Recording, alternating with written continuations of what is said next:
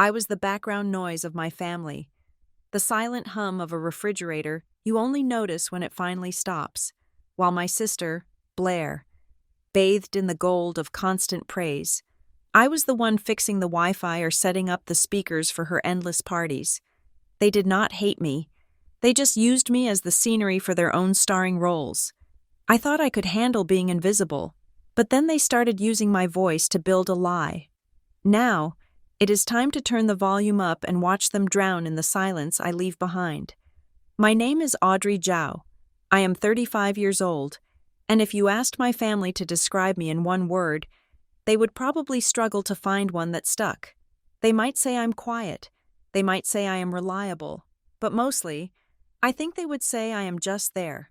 I live in Philadelphia, a city that fits me because it has grit and history but often gets overlooked for the louder, shinier metropolises to the north and south. I like the anonymity of it. I like that I can walk down Chestnut Street and disappear into the flow of commuters. In my own life, however, disappearing is not a choice I make. It is a role that was assigned to me before I even knew how to speak. To understand me, you have to understand the acoustic architecture of my family. In every room, there is a focal point, a source of melody, and that is my younger sister, Blaire. Blaire is the golden girl. She's the kind of person who walks into a room and the lighting seems to adjust specifically to catch the highlights in her hair. She is 32, looks 25, and has a laugh that sounds like champagne bubbling over a glass. When Blaire posts a photo of her morning coffee, she gets 300 comments telling her she is glowing. When she complains about a hangnail, people rush to offer sympathy. Her life looks like a magazine spread, curated and vibrant and effortless. Then there is me. I am the background noise. You know what background noise is, right? It is the hum of the air conditioner in the summer. It is the low drone of the refrigerator in the kitchen. It is the sound of traffic 3 streets away. You do not hate background noise. In fact, if it suddenly stopped, you would feel uneasy. You rely on it to tell you that the power is on, that the world is still turning, that everything is functional, but you never, ever compliment the refrigerator for humming. You never turn to your guests at a dinner party and say, "Hush now. Listen to the beautiful sound of that compressor working." That is my role.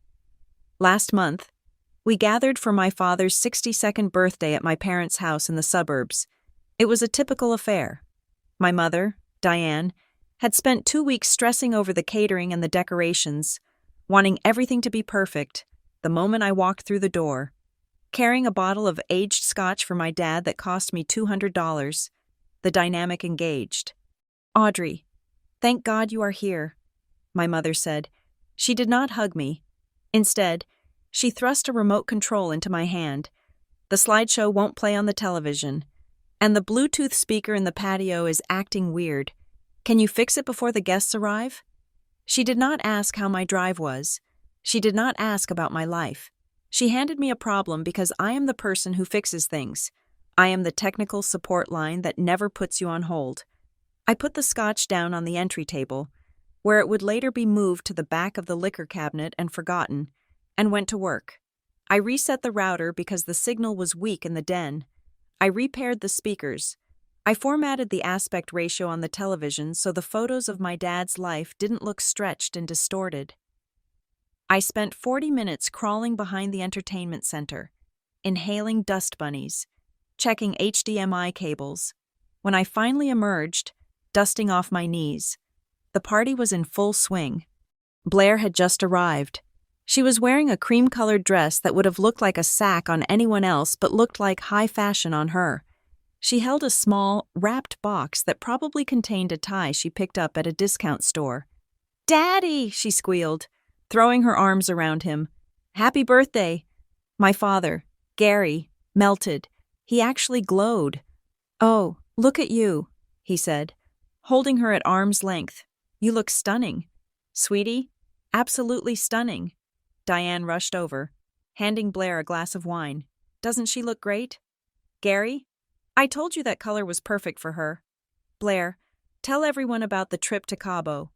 Did you swim with the dolphins?" I stood there, wiping grease from a cable off my thumb, and watched, I was invisible. The music was playing perfectly in the background because I had fixed the connection. The slideshow was looping sentimental photos of my father's youth because I had calibrated the input. The room was comfortable. The infrastructure of their joy was holding up because I was holding it up. Audrey. Someone called out. It was my Uncle Mike. The Wi-Fi password isn't working for me. It is on the fridge. Mike, I said, my voice flat, all lowercase. Thanks, kiddo. That was the extent of my interaction for the first hour. I drifted through the room like a ghost. I grabbed a plate of appetizers and stood near the wall. I have learned over the years that if I stand in the center of the room, people will just bump into me as they try to get to Blaire. Eventually, we sat down for dinner. This is usually the part where I try, foolishly, to participate. I do not know why I still do it. Maybe it is a reflex. Maybe there is a small, stubborn part of me that thinks. Eventually, they have to ask.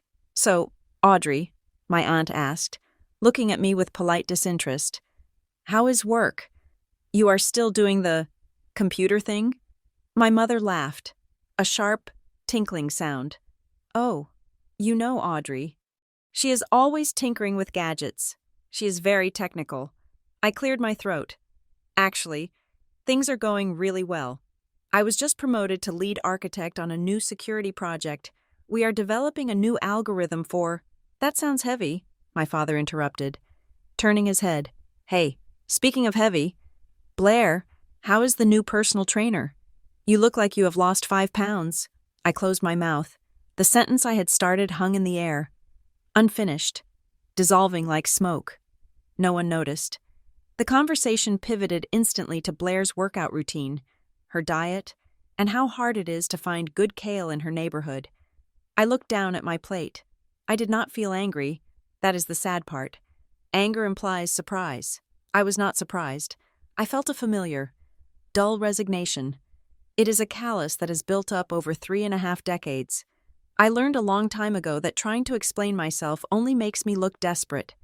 If I had tried to steer the conversation back to my promotion, they would have looked at me with pity. They would have seen it as me trying to compete with Blaire. And in their eyes, that is a race I lost at birth. They have no idea who I actually am. To my family, I am a vague tech person. They think I fix computers or set up networks for small businesses. They think I make a decent, modest living. They assume I live in my quiet townhouse in Philadelphia because that is all I can afford. The truth is vastly different. I am an acoustic systems architect for Echo Harbor Audio. It is a name that means nothing to the general public. But in the world of high-end security and tech, it means everything. We do not just fix microphones. We build the digital fortresses that protect truth. My specialty is anti-deepfake technology and audio watermarking. In an era where artificial intelligence can clone a human voice after listening to 3 seconds of audio, my job is to create the fingerprints that prove a recording is real. I design the invisible, encrypted frequencies that sit beneath the audio track, verifying its origin.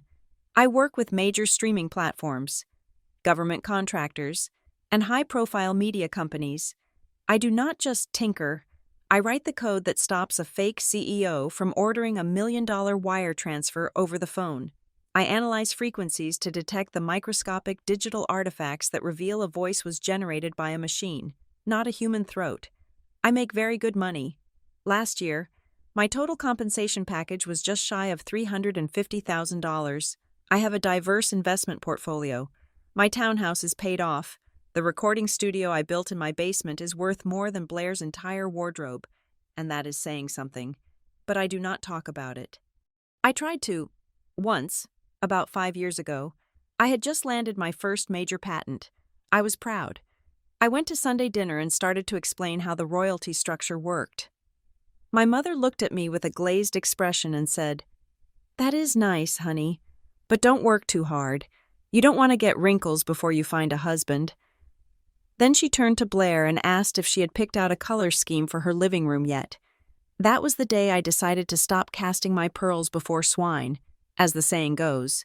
Or rather, I decided to stop broadcasting on a frequency they were not equipped to receive. I keep my name, Audrey Zhao, because it is my professional brand. I was married for 2 years in my late 20s to a man named David Zhao. It did not work out. He wanted a wife who would admire him, not a partner who was smarter than him. But the divorce was amicable enough.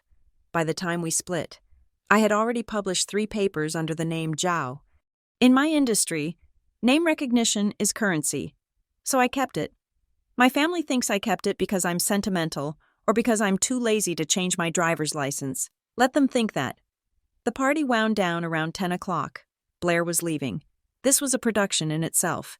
Everyone had to walk her to the door. Drive safe. Sweetie, my mom called out, text me when you get home. You are the best. Blaire, my dad shouted. I walked out 5 minutes later. Bye, Mom. Bye, Dad. Oh, bye, Audrey, my mom said, already turning back to start clearing the dishes. Thanks for fixing the TV. Yeah, drive safe. My dad grunted from the couch, already unbuttoning his pants to relax. I walked to my car, a reliable, dark gray sedan that blends into the asphalt. I sat in the driver's seat and just breathed for a moment. The silence of the car was heavy, but it was honest. I drove back to Philadelphia in the quiet. I thought about the irony of my life. I spend my days analyzing sound waves, looking for imperfections, looking for the truth hidden inside the noise. I spend my days proving that things are real, and yet, to the people who share my blood, I am the least real thing in the world. I am a utility. I am a function. I am the person you call when the Wi-Fi is down. I am the person you call when you need someone to pick up the cake because you are too busy getting a manicure. I am the person you borrow $200 from and forget to pay back because Audrey doesn't spend money anyway. I used to think it was harmless. I used to tell myself that being the background noise was safe. The background noise doesn't get scrutinized. The background noise doesn't get attacked. If you are invisible, you cannot be targeted. But as I merged onto the highway, watching the city lights of Philadelphia rise up like a digital equalizer against the black sky, I felt a shift. It was a low-frequency rumbling in my gut. Because here is the thing about background noise. It is easy to record. It is easy to sample. And because no one pays attention to it, no one notices when it gets stolen. I did not know it that night, driving home with the taste of lukewarm appetizers in my mouth, but the dynamic was about to change. My family had spent a lifetime treating me like a resource to be used and ignored. They thought I was static. They thought I was a flat line. They were about to find out that even silence has a resonance, and if you push it through the right amplifier, it can shatter glass.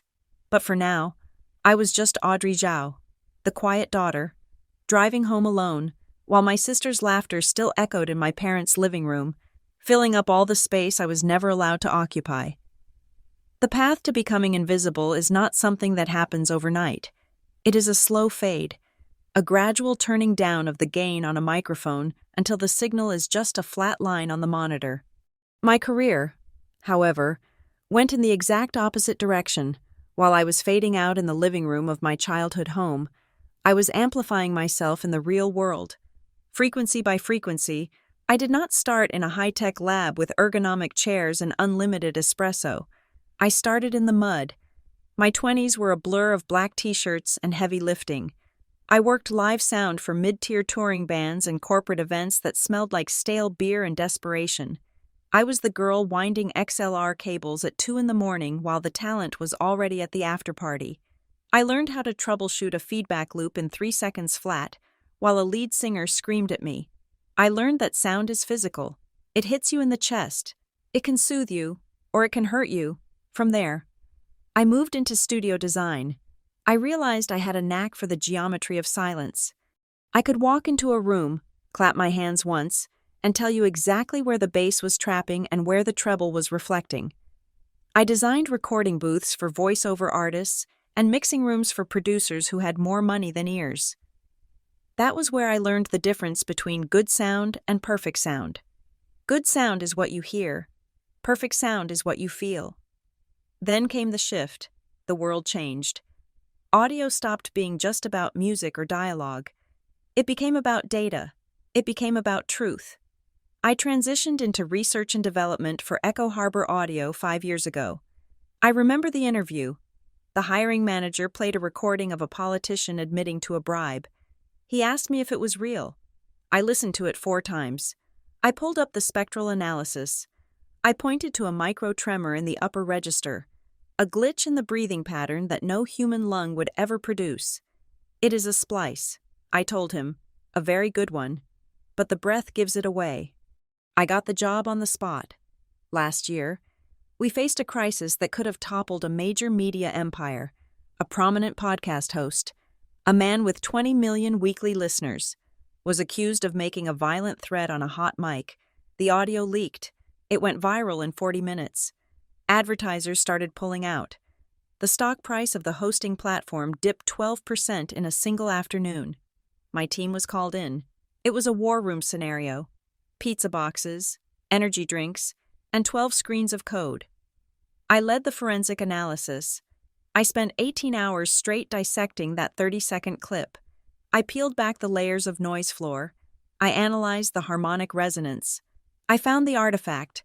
It was a digital fingerprint left by a specific generative AI model, buried so deep in the sub-bass frequencies that the human ear would never catch it. It was a fake, a malicious, targeted deepfake designed to destroy a career. We released our report at 6 a.m. The stock rebounded. The host was vindicated. The platform issued a press release praising their internal safety measures and their dedicated security team. My name was nowhere on it. I sat in my office, eyes burning, reading the article on my phone. Crisis averted by tech team. The headline read, "I was the team. I was the architect of the solution." But to the world, I was just a vague concept, a gear in the machine. I should have been angry. I should have demanded a byline, but I just turned off my phone, went home, and slept for 14 hours. I was used to it. Being the invisible mechanic was my factory setting. My home in Philadelphia reflects this duality. It is a row house in a quiet, historic neighborhood. From the outside, it is unassuming. Red brick, black shutters, a small planter box with resilient ivy that does not require much care. Inside, it is clinical. I have white walls, gray furniture, and surfaces that are always clear. There are no knickknacks. There are no gallery walls of family vacations because I am never in the photos, or if I am half cropped out on the edge. The only room that has a soul is the basement. I spent $80,000 retrofitting it. It is a floating room, decoupled from the foundation to isolate it from the vibrations of the passing subway trains 3 blocks away. I have a custom console, a pair of Genelec monitors that cost more than my first car, and a rack of vintage compressors. This is where I work. This is where I exist. When I close the heavy acoustic door, the world stops. The family drama, the silence of my phone, the feeling of being second best, it all drops away. Here, I am the master of the frequency. I control what is heard and what is muted. I kept the name Zhao for this room. I kept it for the patents hanging on the wall in simple black frames. David and I were married for 3 years. He was a graphic designer, charming and loud, the kind of man who filled a room just by standing in it. I thought he loved my quietness.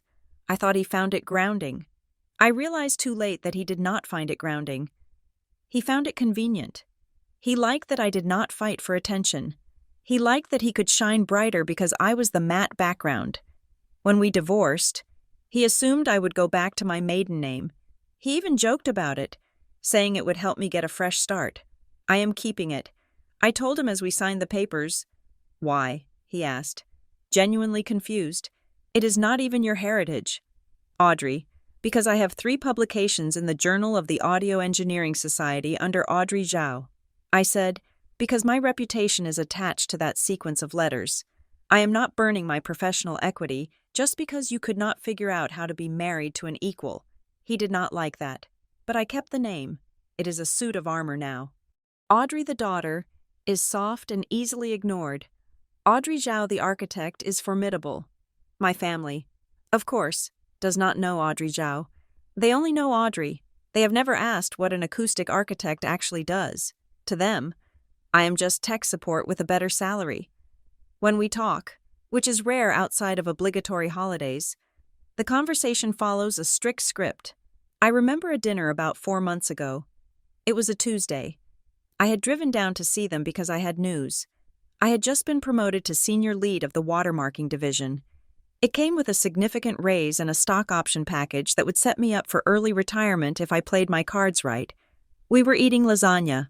My mother's lasagna is famous in our circle, mostly because Blaire posts photos of it with captions like "comfort food season" and "Mom is a culinary genius."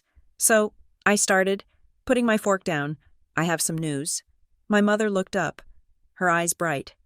"Did you finally meet someone?" "No." "Mom, it is work. I got promoted today. I am leading the entire division now. It is a big step up." "Oh, that is nice, honey," she said, but her eyes were already drifting to the window. "You work so many hours. Make sure you are drinking enough water. Office air is so drying for the skin. It is actually a really big deal." I pressed, feeling that pathetic tug in my chest, the childish desire to be applauded. "I am going to be managing a team of 12 engineers. We are working on—" "Gary, did you see the pictures Blaire sent from Napa?" My father interrupted. He did not even wait for me to finish my sentence. He did not cut me off with malice. He cut me off with indifference, which is far worse. He turned his body away from me, towards my mother. "Yes, Diane. Pull them up on the iPad. The one where she is holding that glass of Cabernet in front of the vineyard. She looks like a movie star." I sat there, my mouth slightly open. The words "anti-deepfake security protocols" died on my tongue. I watched them pass the iPad back and forth, zooming in on my sister's face, commenting on her sunglasses, her tan, the way the sunlight hit the grapes behind her. "It sounds like a lovely trip." My mother sighed. She deserves it. She has been so stressed with her blog lately. Blaire's blog is a lifestyle page where she reviews luxury resorts that give her free stays. The stress she faces is choosing between the heated pool and the infinity pool. I picked up my fork and took another bite of lasagna. It tasted like ash. That was the night I stopped trying, truly stopped. I went back to Philadelphia and threw myself into my work. I started staying at the office until 9 or 10 at night. Not because I had to, but because the hum of the server room was more comforting than the silence of my empty house. I started investing aggressively. I put money into index funds, into real estate trusts, into high-yield bonds. I watched my net worth grow on a spreadsheet. It became a secret game. Every time they ignored me, every time they forgot to ask how I was, I transferred another $5,000 into my investment account. I do not need them to be proud of me. I told myself as I watched the numbers tick up, I do not need their validation. My bank account validates me. My patents validate me. It was a lie, of course, a necessary, survivalist lie. You can have $1 million in the bank, and you can be the smartest person in your field. But when your father looks right through you to ask about your sister's vacation, you still feel like a 6-year-old girl who did not get picked for the team. There is a hunger in me that money cannot feed. I wanted them to see me, not the person who fixes the Wi-Fi, me, but I stayed silent. I stayed in the background. I let them think I was just getting by. I let them think my life was small and gray. Then came the invitation. It arrived in the mail, heavy cardstock, cream-colored with gold foil lettering, Marilyn's 78th birthday celebration. My grandmother, Marilyn, she is the matriarch of the family, a woman made of steel wire and pearls. She lives in Savannah, Georgia, in a house that is older than the concept of the telephone. You do not decline an invitation from Marilyn. You do not make excuses about work. You show up, you dress well, and you kiss the ring. I looked at the invitation sitting on my minimalist kitchen counter. It was going to be a grand affair, a rented venue, caterers, a jazz band. The whole family would be there. Blaire would be there, inevitably taking center stage, probably giving a toast that would make everyone cry. I felt a knot of dread tighten in my stomach. I knew exactly how it would go. I would fly down. I would be asked to check the microphone levels for the band. I would stand in the corner holding a glass of tepid water while relatives asked me if I was still single. I would watch my parents parade Blaire around like a trophy, but as I stared at the gold foil, a different thought crossed my mind. I had spent my whole life dampening my own signal to avoid feedback. I had spent 35 years letting them mix me down in the final edit. Maybe it was time to change the acoustic environment. I picked up my phone and booked a first-class ticket to Savannah. Not economy, first class. I booked a suite at the Perry Lane Hotel. Not the guest room at my aunt's house where I usually slept on a lumpy mattress. I did not know it then, but I was packing for a war I did not even know had been declared. I was just tired of the noise. I was tired of the static. I wanted clarity, and in Savannah, under the hanging Spanish moss and the humid, heavy air, I was finally going to get it. But clarity, I would soon learn, is a very dangerous thing. Once you see the truth of how people value you, you can never unsee it. And once they realize you have stopped playing your part, they do not just get angry, they get greedy. I packed my best suit, a tailored, sharp architectural piece that screamed authority, and I prepared to go south. The background noise was about to take a leave of absence. The air in Savannah does not just sit around you, it holds you. It is heavy with humidity, history, and the scent of jasmine that is almost sweet enough to mask the smell of the marshes. I stepped out of the rideshare in front of the venue, a restored mansion that had been converted into an event space for people who wanted to pretend, for one evening, that the old world never ended. My heels clicked against the pavement, a sharp, deliberate staccato. I stopped for a moment to smooth down my dress. For the last 10 years, my family has seen me in exactly two types of clothing: oversized sweaters that swallow my frame, or functional black attire suitable for crawling under a desk to plug in a modem. Tonight was different. I was wearing a midnight blue column dress, tailored to within an inch of its life. It had no sequins, no lace, no noise. It was pure structure. It was made of a heavy silk that moved like liquid metal. I had bought it in New York 3 weeks ago, and it cost more than the entire catering budget for my sister's last birthday party. I wore no jewelry except for a pair of vintage platinum studs. I took a breath. The humid air filled my lungs. I was not here to fix the microphone. I was not here to adjust the lighting. I was here to attend my grandmother Marilyn's 78th birthday. I walked up the stairs. The doors were opened by staff in white coats. The blast of air conditioning hit me first, followed by the murmur of 50 people making polite conversation. The room was bathed in warm, amber light. Crystal chandeliers hung from the ceiling like frozen waterfalls. There she is. The voice was unmistakable. It was Blaire. She was standing near the center of the room, holding court. She wore a gold-sequined gown that caught every photon of light in the room and reflected it back with interest. She looked beautiful. It is an objective fact. Blaire is beautiful the way a sunset is beautiful. It demands you look at it. She rushed over to me, her champagne flute tilting dangerously in her hand. "Audrey, you made it!" She threw her arms around me. The hug was tight, too tight. It was not the embrace of a sister who missed me. It was a frisk. She held me for a beat longer than necessary, her hands patting my back, my arms, as if she were checking for wires, or perhaps checking to see if I had gained weight, or lost it. She pulled back, her eyes scanning my face, then my dress. Her gaze lingered on the silk. I saw a flicker of confusion in her pupils. She was trying to calculate the brand, the cost, the origin. "You look different," she said. Her smile was fixed, dazzling, but the corners of her eyes did not crinkle. I smiled back. It was a practice smile, one I use in boardrooms when a competitor tries to lowball us. "Hello, Blaire. You look radiant as always." "Oh, stop," she laughed, tossing her hair. "This old thing? I just threw it on. Come on. Mom is dying to see you.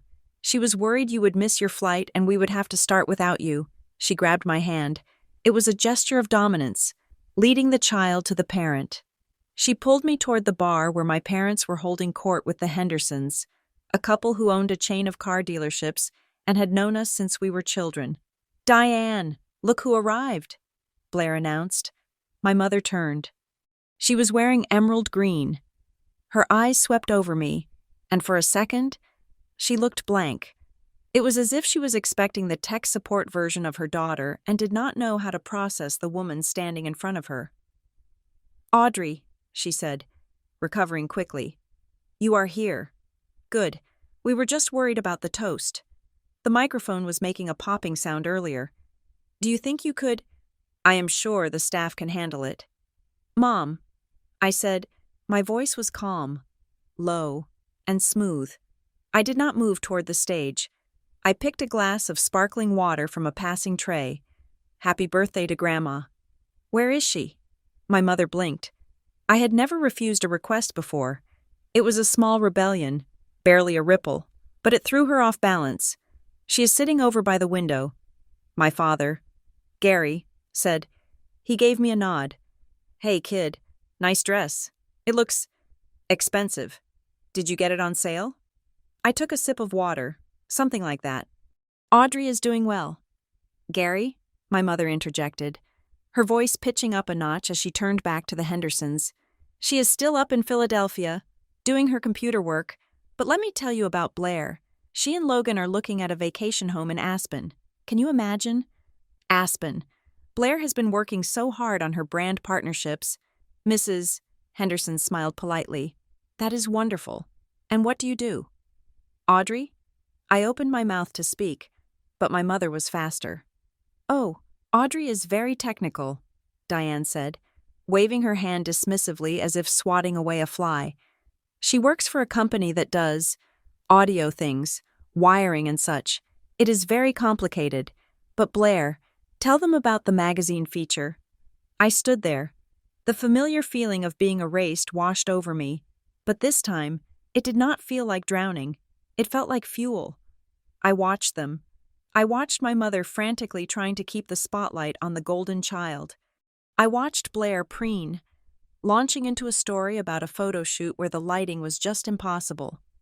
I excused myself and walked toward the window. My grandmother Marilyn sat in a high-backed velvet armchair. She held a cane made of dark walnut with a silver handle. She was 78, but her eyes were as sharp as broken glass. She was the only person in the family who terrified my father. "Hello, grandmother," I said. She looked up. She studied me. She did not smile, but she nodded. "You are late, Audrey. My flight was delayed. You are not late to the party," she said. "You are late to yourself." She tapped her cane on the floor. "Sit." I sat on the ottoman next to her. "That dress," she said. "It is not something a technician wears." "No, ma'am." "Who are you tonight?" she asked. "I am just Audrey." She leaned forward. "Do not lie to me. I have been watching you walk around the room. You are walking differently. You are not hugging the walls." Before I could answer, the room quieted down. It was time for the speeches. My father took the microphone. He tapped it. It thumped loudly. He made a joke about needing his daughter to fix it, and a few people chuckled. I did not move. I stayed seated next to Marilyn. He gave a speech about family, about legacy. He talked about how proud he was of his children. He spent 4 minutes talking about Blaire's spirit and her joy. He spent 10 seconds mentioning that I was always reliable after the speeches. People mingled again. The circle around Marilyn grew. My parents brought the Hendersons over. My Uncle Bob joined, Blaire and her husband. Logan squeezed in. "So, Marilyn," Uncle Bob said, loud and jovial, "Happy birthday. You've got the whole clan here." "Yes," Marilyn said. Her voice was raspy but commanding. "I was just asking Audrey about her life." My mother stepped in immediately. "Oh, Audrey is fine. Mom, she is still in that apartment on 4th Street. We keep telling her to move to the suburbs. It is safer, but you know how stubborn she is." "Actually," I said, my mother ignored me. "She needs to find a nice man to settle down with. Maybe then she will get out of that city." "Audrey," Marilyn said. The name cut through the air like a whip crack. The circle went silent. My mother stopped mid-sentence. I asked Audrey, Marilyn said, looking directly at me. I did not ask Diane. I did not ask Gary. I asked Audrey. She turned her eyes to me. Speak, child. Where do you live? What do you do?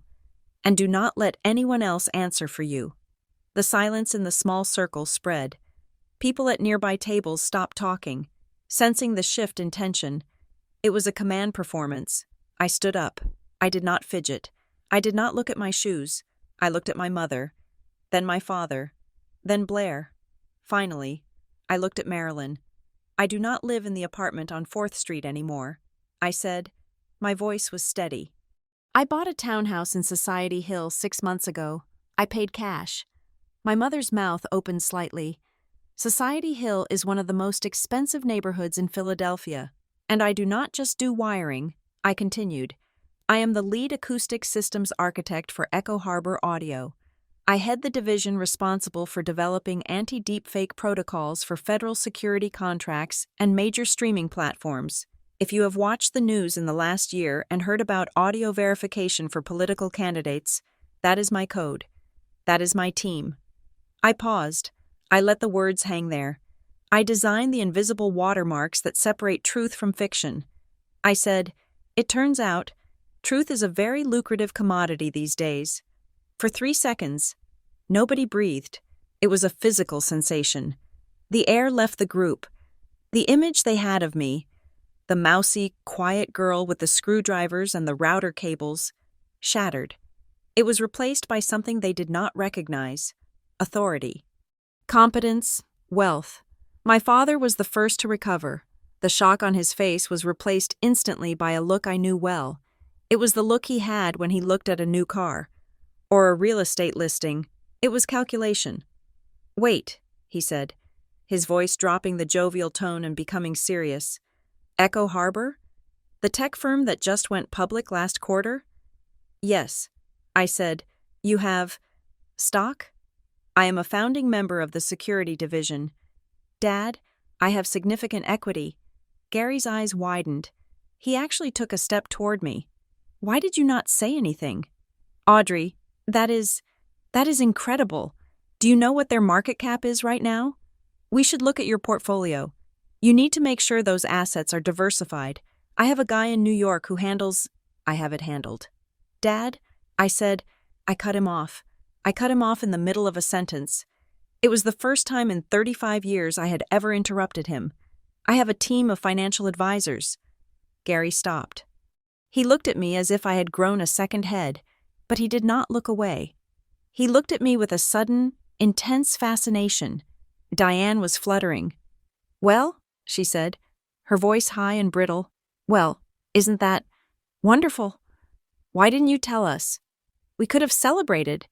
Blaire, did you know your sister was a boss?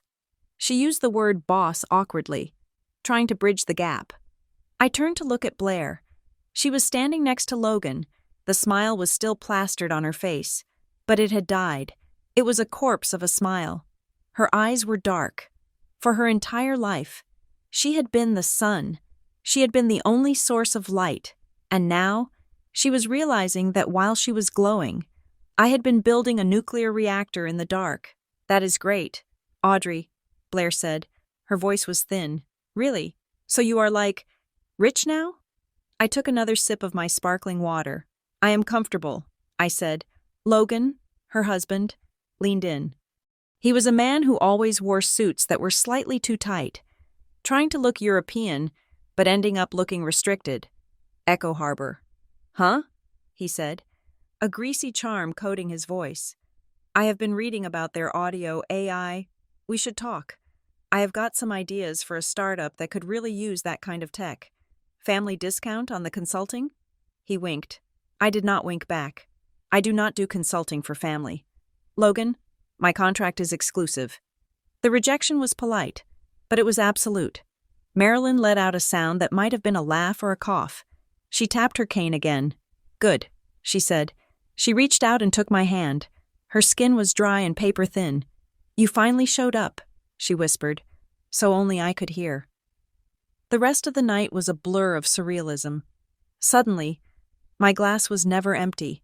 My father stayed by my side, asking questions about vesting schedules and IPO prices. He introduced me to the Hendersons again, this time as my daughter, the architect at the big tech firm. He did not mention the Wi-Fi. My mother kept touching my arm. She kept smoothing the fabric of my dress. "You know, we should go shopping while you are here," she said. "You have such good taste now." But it was Blaire who fascinated me. She tried to regain control. She tried to bring the conversation back to her vacation, her blog, her shoes. But the gravity had shifted. People were interested in the new thing. They were interested in the money. They were interested in the mystery. Blaire was a known quantity. I was the discovery. I saw her watching me from across the room. She was not eating. She was drinking rapidly. Every time someone laughed at something I said, I saw her jaw tighten. By the time the party ended, I was exhausted. But it was a different kind of exhaustion. It was not the fatigue of being invisible. It was the fatigue of holding up a shield. I went back to my hotel. I stripped off the silk dress and hung it carefully in the closet. I washed my face, scrubbing away the makeup. I looked at myself in the mirror. I was the same Audrey. But they were different. They had smelled blood. Or rather, they had smelled gold. I sat on the edge of the bed and looked at the city lights of Savannah. It was 1 o'clock in the morning. My phone buzzed on the nightstand. I knew who it was before I looked. It was not a text from a friend. It was not a work email. I picked it up. Sender. Blaire sis. It was so good to see you tonight. I feel like we haven't really talked in forever. I miss you. Let's grab coffee tomorrow morning? My treat. Love you. I stared at the heart emoji. It was bright red. It looked like a warning light. Blaire never bought coffee. Blaire never reached out unless she needed an audience. And love you? We had not said those words to each other without a prompt in 20 years. The sweetness of the text was cloying. It tasted like artificial sweetener, saccharin and chemical. She did not want coffee. She wanted to know how much I was worth. She wanted to figure out how to get the spotlight back, or how to get a piece of what I had. I turned the phone over, placing it face down on the cool marble of the nightstand. I did not reply. Not yet. I lay back in the dark, listening to the hum of the hotel air conditioner. It was background noise. But for the first time in my life, I wasn't, and that, I realized as I closed my eyes, was going to be a problem. Because when people see you as a resource, they do not just admire you, they try to mine you. The game had officially begun. The morning after the party, I met Blaire at a coffee shop in the historic district. It was one of those places where the barista has a mustache that requires its own grooming budget, and the menu is written in a font so thin it is almost invisible. I arrived 5 minutes early. Blaire arrived 20 minutes late. This was standard operating procedure.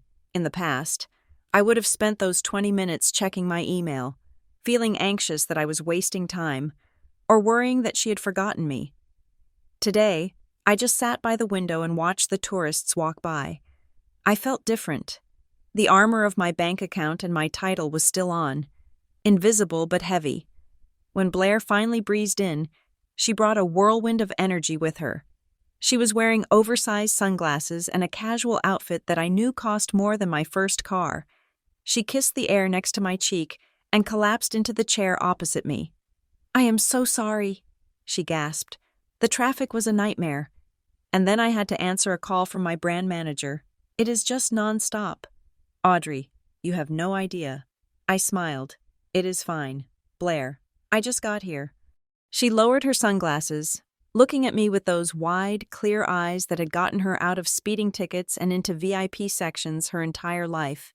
"You look tired," she said. "I am fine," I said. "Just catching up on some emails. I got a black coffee."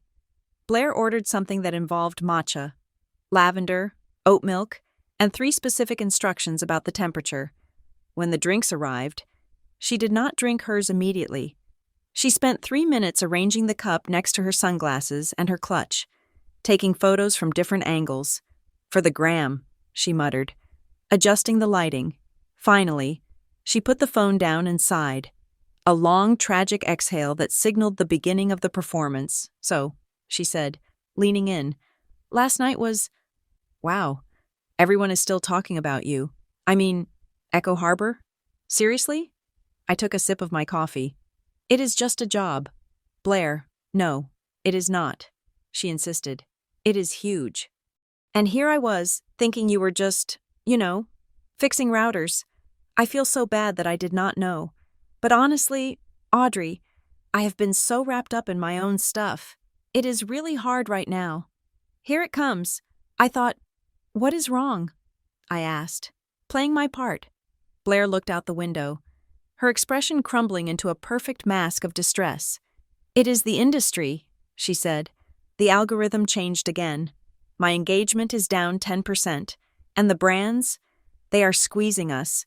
They want more content for less money. And Logan's business is going through a slow patch. We have so many expenses. Audrey, the house, the cars, the trips, which I have to take for content. By the way, it is not just vacation, it is work. She looked back at me, her eyes shimmering with unshed tears. Everything is so expensive now, isn't it? There it was, the hook. She cast the line into the water and waited for a bite. She did not ask about my life. She did not ask how I built my career. She just presented her open palm, disguised as a complaint. It is inflation, I said neutrally. It hits everyone. Yeah, but it is different when you have an image to maintain, she said, her voice dropping to a whisper. People expect me to have the newest things. If I wear the same dress twice, I get DMs asking if I'm going broke. It is so much pressure. Sometimes I just look at the bills and I want to scream. She took a sip of her lavender sludge and looked at me over the rim of the cup. Must be nice to have that tech security, she added, to just not worry. I looked at my sister. I saw the calculation behind the panic. She was fishing. She wanted to see if the soft-hearted Audrey was still in there, the one who used to lend her $20 for gas and never ask for it back. I am sure things will pick up. I said, you are very talented at what you do. I did not offer a check. I did not offer a loan. I saw a flicker of disappointment in her eyes, but she masked it quickly with a smile. You are right, she said. I am a survivor. We Zaos are survivors. Right? When the bill came, she was busy looking at her phone. I paid.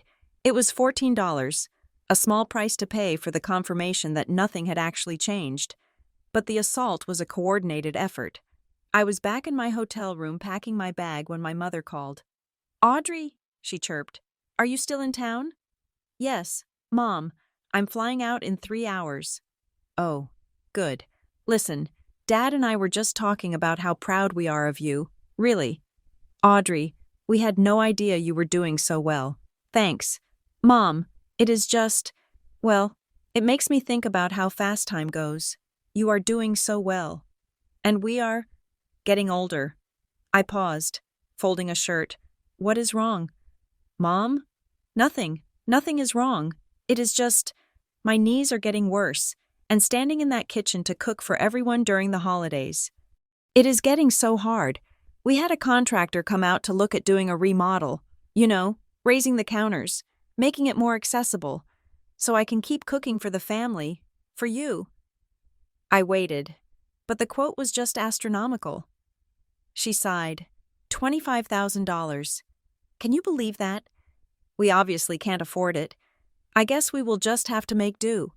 It just breaks my heart that I might not be able to host Thanksgiving next year. The guilt trip. It was a classic.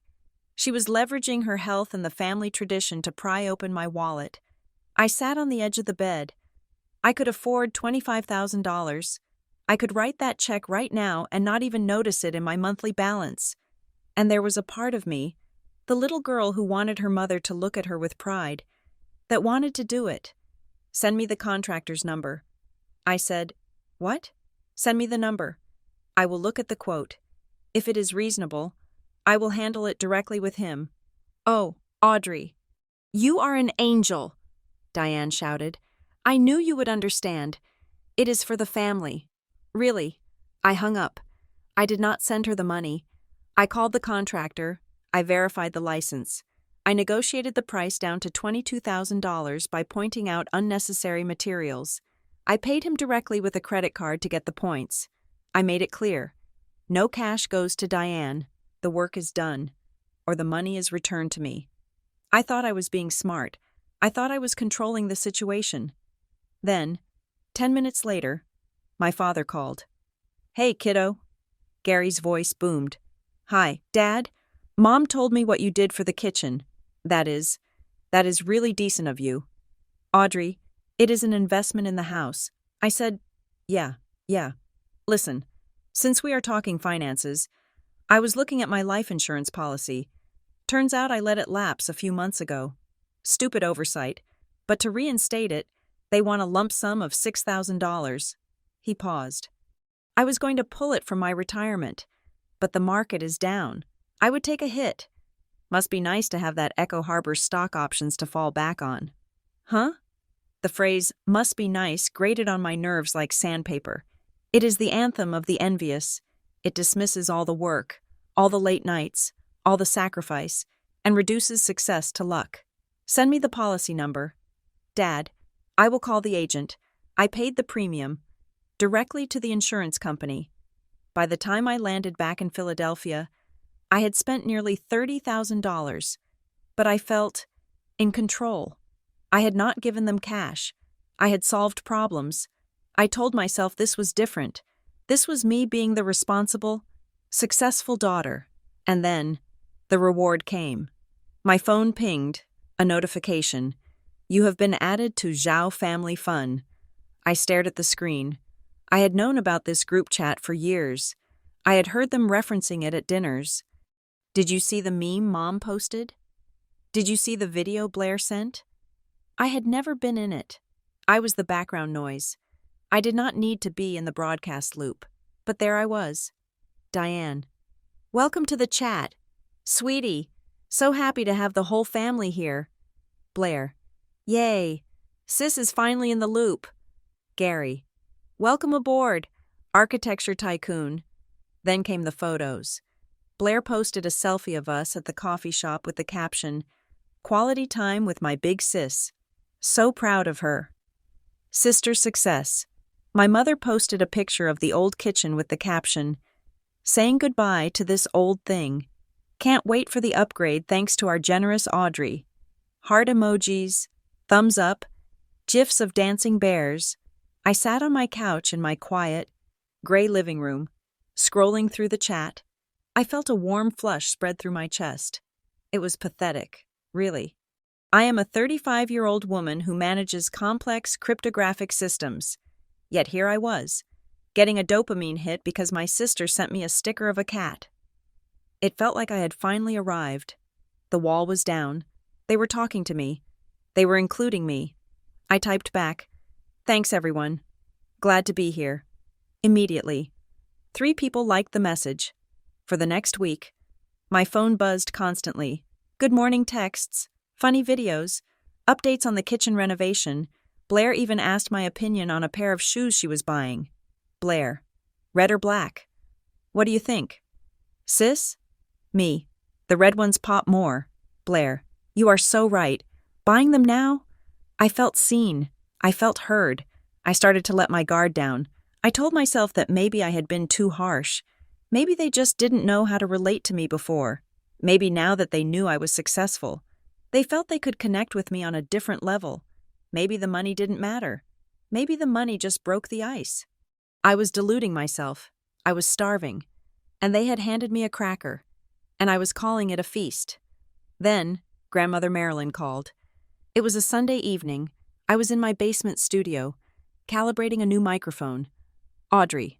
Her voice was a rasp over the speakerphone. "Hi. Grandma, I hear you're paying for a new kitchen." I hesitated. "I am helping out. Mom needs it for her knees. And Gary's insurance? He needed it reinstated. It is important coverage." Marilyn was silent for a long time. I could hear the clock ticking in her hallway 500 miles away. "You are a smart girl. Audrey," she said finally, "you can spot a fake audio clip from a mile away. You can hear a splice in a millisecond." I waited. "So why are you deaf to this?" she asked. Deaf to what? To the sound of people counting your money, she said. Do you think they added you to that group chat because they missed your personality? Or did they add you because they need to keep the ATM close? That is cynical. Grandma, I said, feeling defensive. They are my family. They are trying. She chuckled, a dry, brittle sound. You are enjoying it, aren't you? The little hearts, the attention. It feels good to be the golden child for a week. It does not feel like that. I lied. Audrey, she said, her voice dropping lower. There is a difference between being loved and being harvested. You are being harvested. Watch your back. I hung up feeling annoyed. She was old. She was bitter. She did not understand that people could change. 2 days later, I was on a call with my mother. She was updating me on the kitchen demolition. She was giddy. Oh, Audrey, the contractor is amazing. He took down the cabinets today. It is going to be so open. I am glad. Mom, anyway, I have to run. Blaire is here. We are going to look at tiles. Love you. Love you too. I heard the click of the phone being put down, but the line did not go dead. She had missed the button. I should have hung up. I know that. Ethics, privacy, all that. But I didn't. I held the phone to my ear. I turned up the volume. I heard rustling. I heard the sound of a car door closing. Did she hang up? It was Blaire's voice. Muffled, but distinct. Yeah, I think so. My mother's voice said, God, she is so intense about the contractor. Blaire said, she called him 3 times to check the invoice. She is so controlling. She is just being particular, Diane said. But hey, the check cleared. That is what matters. I felt a cold stone drop into my stomach. She is actually being helpful for once. Gary's voice chimed in from the background. I got the policy document today. $6,000. Poof. Paid. We just have to keep it up, Blaire said. I sent her 3 texts today. My thumbs are tired, but she eats it up. Did you see how fast she replied about the shoes? Diane laughed. A cruel, dismissive laugh. Keep her close, Diane said. She is soft-hearted. If we play this right, we might get the beach house renovations done by summer. Just keep sending the heart emojis. She is desperate for them. The line went dead. I sat there in my office, the phone still pressed to my ear. The silence that followed was absolute. It was not the peaceful silence of my studio. It was the silence of a vacuum, the silence of a grave. I looked at the group chat on my screen. The last message was from me. Can't wait to see the tiles. It had 4 likes. I felt a physical nausea rising in my throat. Marilyn was right. I wasn't a daughter. I wasn't a sister. I was a harvest. I was a resource they were mining. And they were using my own loneliness as the pickaxe. They thought I was soft. They thought I was desperate. I put the phone down on the desk. My hand was trembling. Just a little. They were right about one thing. I had been soft. I had been desperate. But they had made a critical error. They assumed that because I had been quiet for 35 years, I did not know how to make noise. They assumed that because I was the background, I would never become the main event. I looked at the black screen of my phone. Keep her close. My mother had said, oh, I would stay close. I would stay very close. But not to sign checks. I was going to stay close enough to record every single word. And then I was going to play it back. I opened my laptop. I logged into my bank account.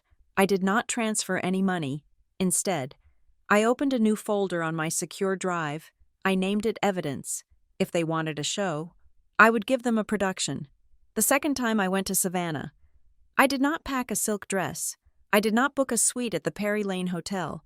I flew down on a Tuesday morning, a gray and humid day that clung to the skin like a wet sheet.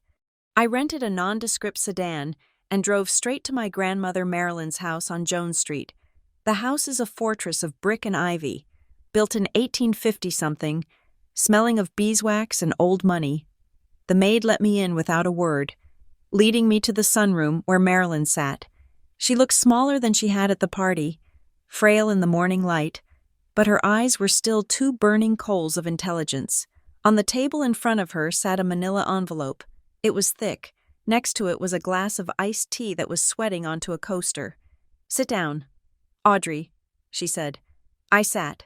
The wicker chair creaked beneath me. "I told you to watch your back," she said, her voice rough. I realized that might not have been enough. "You have spent your life looking at screens and sound waves, not at snakes. So I decided to do some watching for you." She pushed the envelope across the glass table. It made a dry, scraping sound. "Open it." I opened the clasp. Inside, there was a stack of papers, bank transfer records, contractor invoices, receipts from a luxury furniture store in Charlotte. I flipped through them. The dates were recent. The amounts were significant. I saw an invoice for Italian marble countertops billed to the address of my parents' house, dated 3 days after I had paid the contractor. I saw a transfer from my father's account to a sports betting site, dated the day after I had paid his life insurance premium. "They are shifting money," Marilyn said. "You pay the contractor. They use the cash they save to buy marble. You pay the insurance. Gary gambles his paycheck. You are not helping them survive. Audrey, you are subsidizing their upgrades." I stared at the papers. I felt a cold numbness spreading in my fingers. This was bad, but it was not surprising. It was just greed. Standard. Garden variety greed. "Keep looking," Marilyn said. "At the bottom?" I reached into the envelope again. My fingers brushed against something cold and metallic. I pulled it out. It was a small, silver USB drive. "What is this?" I asked. "You know I have trouble with technology," Marilyn said, "but I know how to hire people who do not." After the party, I had the caterers leave the floral centerpieces on the tables while the family sat around for drinks. I told them I wanted to keep the flowers for a few days. She paused, taking a sip of her tea. I had a private investigator plant a recorder in the centerpiece at the main table. I looked at her. My grandmother, the 78-year-old matriarch, had bugged her own birthday party after session. "Why?" I asked. "Because I know my son," she said simply, "and I know your sister. I wanted to know what they said when the ATM left the room." I pulled my laptop out of my bag. My hands were steady. This was my domain now. This was data. This was audio. I plugged the drive in. A single file appeared. WAV format. 42 minutes long. I put on my noise-canceling headphones. I did not want Marilyn to hear it again. I did not want the walls of this house to absorb the poison. I pressed play. The audio quality was high. The investigator had used a good omnidirectional microphone. I could hear the clink of ice in glasses. I could hear the hum of the overhead fan.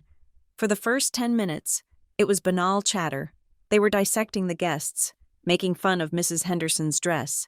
Then, my father's voice cut through the ambient noise. God, I thought she would never leave. Gary said, "Did you see the way she was holding court?" "I am an architect. I do security." He mimicked my voice. He made me sound high-pitched and nasal. My mother laughed. "It is cute. Really, she thinks she is so important now. But did you see her face when we mentioned the kitchen? She practically begged to pay for it. She is desperate." Blaire's voice joined in. It was clear, sharp, cutting through the low end of the male voices. "She has been invisible for 35 years. Now she has a little bit of money and she thinks she can buy a personality." I watched the waveform on my screen. It was a visual representation of their cruelty. Sharp spikes of laughter. Low rumbles of agreement. "Must be nice," Gary said again. "Sitting on all those stock options while we scrape by. We deserve a cut. Diane. We raised her. We put a roof over her head while she was tinkering with her little wires. We will get it," Diane said. Her voice was soothing, the way she used to sound when she tucked me in. "We just have to be patient. We have to keep her feeling involved. Keep her in the group chat. Send her photos. Make her feel like she is finally one of us." "It is almost too easy," Blaire said. And then she said the sentence that stopped my heart. "She hears everything like background noise," Blaire said, her voice dripping with amusement. "She is used to being the background noise, so she thinks that is all there is. As long as we compliment her sweetly enough, She won't hear the rest. Background noise finally paying off. Cheers to that, Logan said. To the Zhao Family Trust. Funded by Audrey. Clinking glasses. Laughter. I took the headphones off. The room was silent. The only sound was the ticking of the grandfather clock in the hall. I looked at the screen. The file was still playing. The waveform moving forward into silence. But I had heard enough. I felt clear. That is the only way to describe it. I did not feel like crying. I did not feel the hot flush of anger. I felt the way I feel when I find a bug in a line of code. It was a problem. It was a structural failure, and structural failures require demolition. Marilyn was watching me. Well? She asked. You were right. I said. My voice sounded strange to my own ears. Flat. Metallic. I am sorry, she said. And for the first time. She looked old. I am sorry I raised a son who could do that. It is not your fault, I said. I closed my laptop. I put the USB drive in my pocket. What are you going to do? Marilyn asked. Are you going to confront them? Are you going to cut them off? I looked out the window at the Spanish moss hanging from the live oak trees. It looked like gray rags rotting in the sun. No, I said. No? Marilyn frowned. Audrey, they are laughing at you. They are planning to bleed you dry, if I confront them now. I said, turning back to her. They will gaslight me. They will say they were drunk. They will say I am being sensitive. They will say it was a joke. They will play the victim. Mom will cry. Blaire will post about how money destroyed our family. I stood up. I smoothed my skirt. I want to see how far they will go. I said, I want to see what they do when the background noise stops performing the way they expect. I turned to my grandmother. Thank you for this. I said. She nodded slowly. You are not the girl who used to hide in the pantry. Are you? No, I said. That girl is gone. I flew back to Philadelphia that night. The next week was a masterclass in dissonance. My phone continued to buzz with the artificial love of the Zhao family fun chat. Diane. Look at these tiles. They're going to look so good with the new marble. Love you. Audrey. Blaire. Just booked a flight to Miami for a brand trip. Wish you could come. Sis, miss you. I replied. I sent hearts. I sent thumbs up. Me. Looks great. Mom. Me. Have fun in Miami. Blaire. But I stopped the flow. 2 days after I returned. My father texted me separately. Hey kiddo. The car is making a funny noise. Mechanic says it is the transmission. Going to run about 4,000. Little tight this month. Think you could spot me? I will pay you back when the bonus comes in. I stared at the message. I knew there was no transmission issue. Or if there was, he could pay for it with the money he hadn't spent on life insurance. I typed back. Oh no, that sounds stressful. Dad. I would love to help, but my liquidity is a bit tied up right now. Market volatility. You know, my advisors have locked down some assets for rebalancing. Bad timing. Hope you can work it out. I hit send. The response was immediate. The 3 dots of typing appeared, then disappeared, then appeared again. Gary. Oh, okay. I thought you said you were doing really well. Me. I am, but wealth is in equity, not cash. It is complicated. Good luck with the car. I did the same to Blaire. She sent me a link to a dress she needed for a red carpet event. $600. Me. It is beautiful. You should totally get it. Can't wait to see photos. Blaire. I was hoping maybe you could treat me? As a congratulations gift for my new partnership? Me. I wish I could. Strict budget this month. Saving for a new server rack. Business first. Silence. For 10 days. I played the role of the cheerful, supportive, broke sister. I watched the tone of the group chat change. The heart emojis became fewer. The updates became shorter. The love you messages stopped entirely. They were testing the machine. They were putting in the coins, the compliments, the inclusion, and when the product didn't fall out, they started kicking the vending machine. I sat in my basement, monitoring the silence. I was waiting. I knew they would not stop at asking. Greed is an addiction. When the supply is cut off, the addict does not get sober. The addict gets desperate. I just did not know how desperate. On the 10th day, I was in my office at Echo Harbor. It was a Tuesday afternoon. Rain was lashing against the windows of the skyscraper. I was reviewing a spectral analysis of a fake kidnapping call. My desk phone rang, not my cell phone, my work desk phone, a line that very few people had. I picked it up. Audrey Zhao, I said. There was a pause. Hello? Ms. Zhao, a woman's voice said. She sounded professional, but hesitant. This is Sarah from First Horizon Business Lending. I frowned. I did not bank with First Horizon. I did not have any business loans. I am sorry. I think you have the wrong number. I said, I do not have an account with you. There was the sound of typing on the other end. Well, that is why I'm calling. The woman said, We received your application for the small business expansion loan last week, for Zhao Sound Consulting, LLC. The paperwork looks mostly in order, but there was a discrepancy with the employment verification number you listed, so I wanted to call you directly at your place of employment to verify before we proceed with the disbursement. I froze. My hand gripped the receiver so hard my knuckles turned white. Zhao Sound Consulting, LLC. I did not have an LLC. I closed my eyes. I took a breath. The pieces clicked together with the precision of a well-designed machine. The business advice my father wanted to give me. The questions about my address. The sudden interest in my job title. They weren't just asking for money anymore. They were becoming me. Ms. Zhao? The woman asked.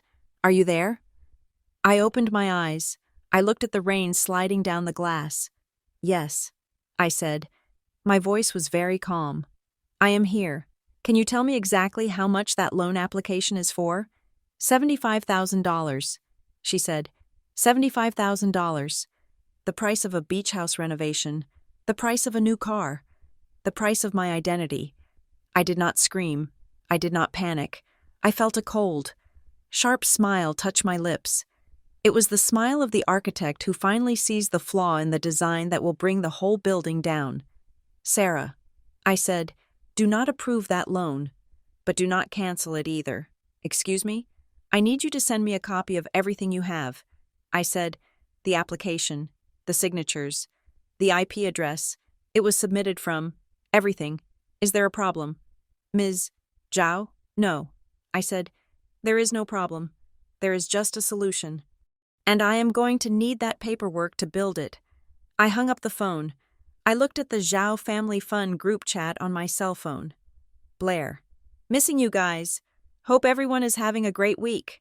Gary. Great week. Big things coming. I stared at the words, big things coming. You have no idea. Dad, I whispered to the empty office. You have absolutely no idea.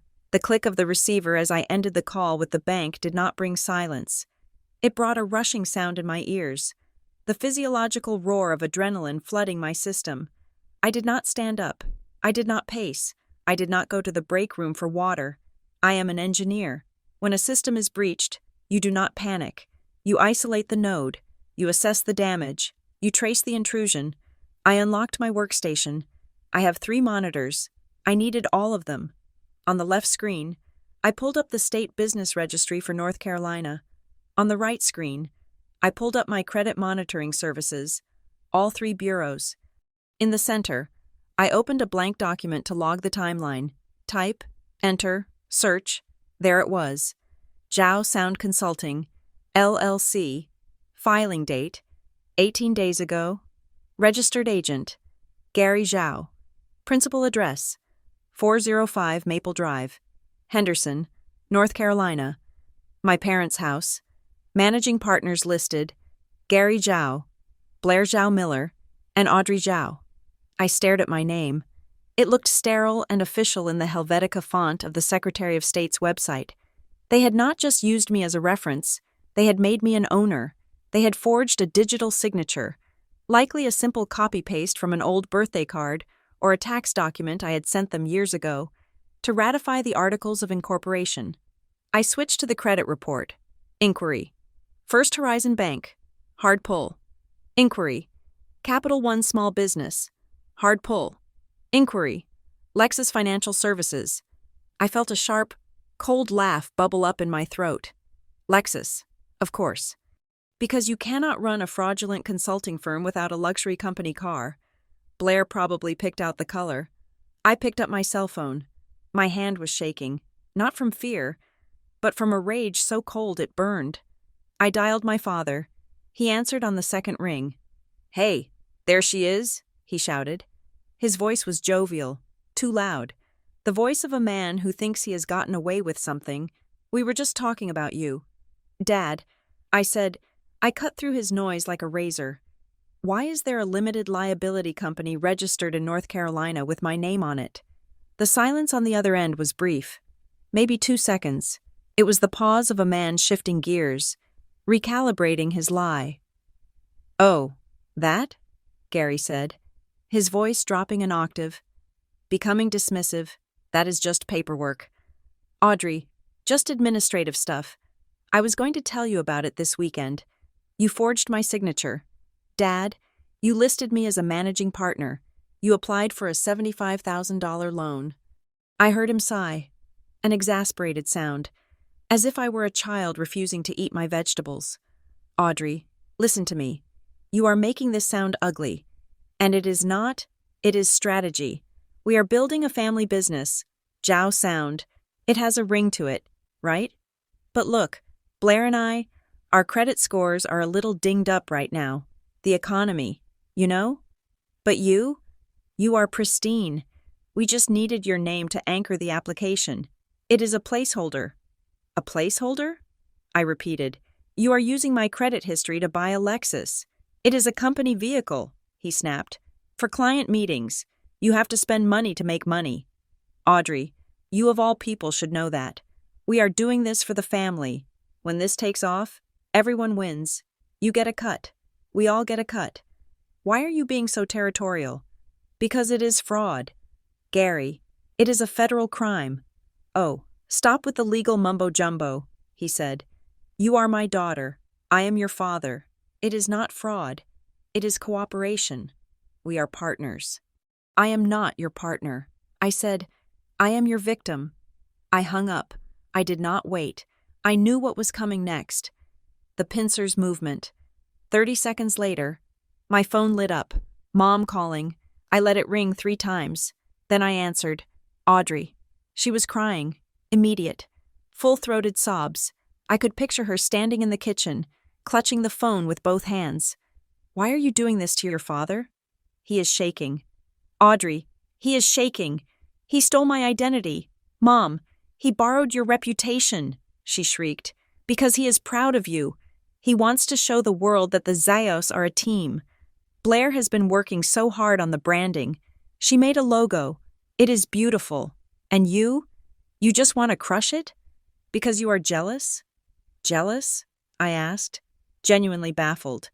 "Jealous that they have a dream," she said. "You have your big fancy job. You have your millions. You sit up there in Philadelphia in your ivory tower, and you cannot spare a signature to help your sister get a leg up? You are selfish. Audrey, I never thought I would say that. But you are selfish. We raised you better than this." I listened to her weaponize my upbringing.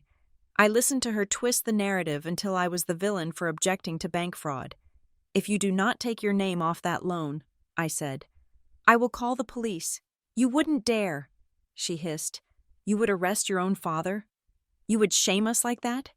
If you do that, Audrey, do not bother coming home for Christmas.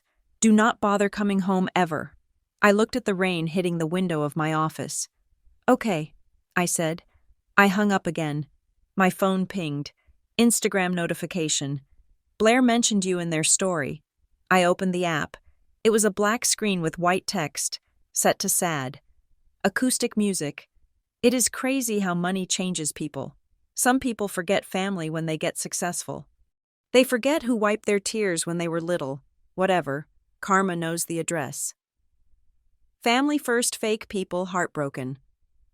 I watched the view count tick up. Her followers were already commenting. "Oh no, babe. What happened?" "Stay strong.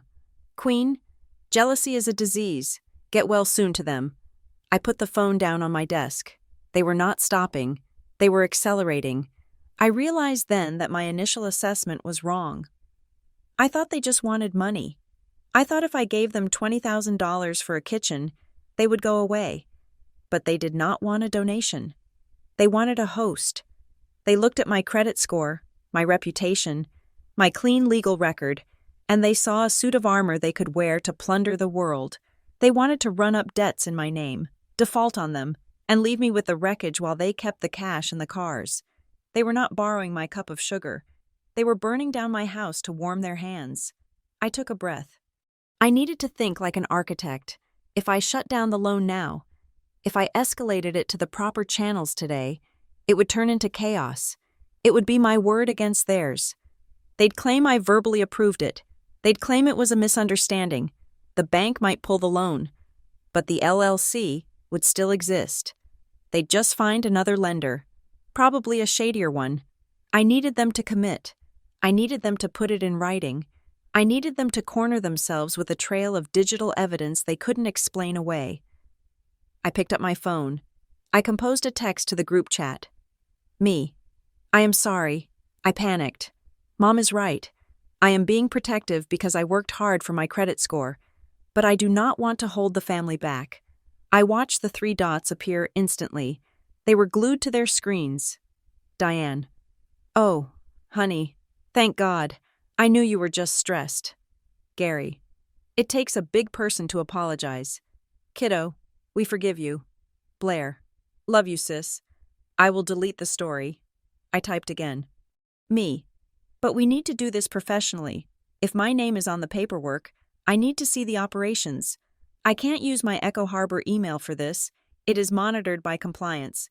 I made a new email for us to use for the business. Send all the loan docs and the business plan there. I will review and sign off properly. Gary. Smart. That is my girl. Always thinking security. I created the email account. Audrey Zhao. consulting@gmail.com. I gave them the password. I told them to use it for all official correspondence so we could keep everything organized. It was a honeypot. By 5 o'clock that evening, the emails started rolling in. They were forwarding me the loan applications they had already started. They were CCing the new email on messages to vendors. I sat there and watched the traffic. Subject: Lease Agreement, Lexus RX 350, from Dealer Services, to Audrey Zhao, consulting@gmail.com, body, Mr. Zhao. Please have Audrey sign the attached guarantor form. I watched my father reply from the account, signing his name as Gary Zhao, Senior Partner. Subject: Lease Agreement. Body: Audrey is traveling, but she gave me verbal auth to sign for her. Sending it now. He attached a PDF. I opened it. It was my signature. It was a pixelated, jagged cutout of my signature from a PDF I had sent them years ago. Pasted onto the line. I saved the email. I printed it to PDF. I logged the IP address. This was wire fraud. This was identity theft. And they were doing it on an account I controlled, on a server I was monitoring. I felt a dark satisfaction. They were digging a hole so deep they would never climb out of it. But then, the tone changed. 2 days later, I was back in Philadelphia, in my basement studio. It was late, maybe 11 at night. The house was silent. My phone buzzed. A text from a number I did not recognize. Sender: unknown attachment. Video: MP4. I frowned. I tapped the file. The video opened. It was dark, grainy footage. It looked like it was filmed in a dimly lit room. It was me, or rather, it was a face that looked exactly like mine. I was sitting in a chair, wearing a blouse I did not own. I was looking directly at the camera. I approve it. The woman in the video said, I, Audrey Zhao, authorize Gary Zhao to act on my behalf for all financial transactions regarding Zhao Sound Consulting. He has my full proxy. The video ended. I dropped the phone on the desk. It clattered against the wood. My blood ran cold. I replayed it. I approve it. The voice was mine. The cadence was mine. The slight sibilance on the S sound was mine.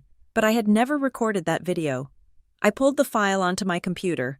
I opened my spectral analysis software.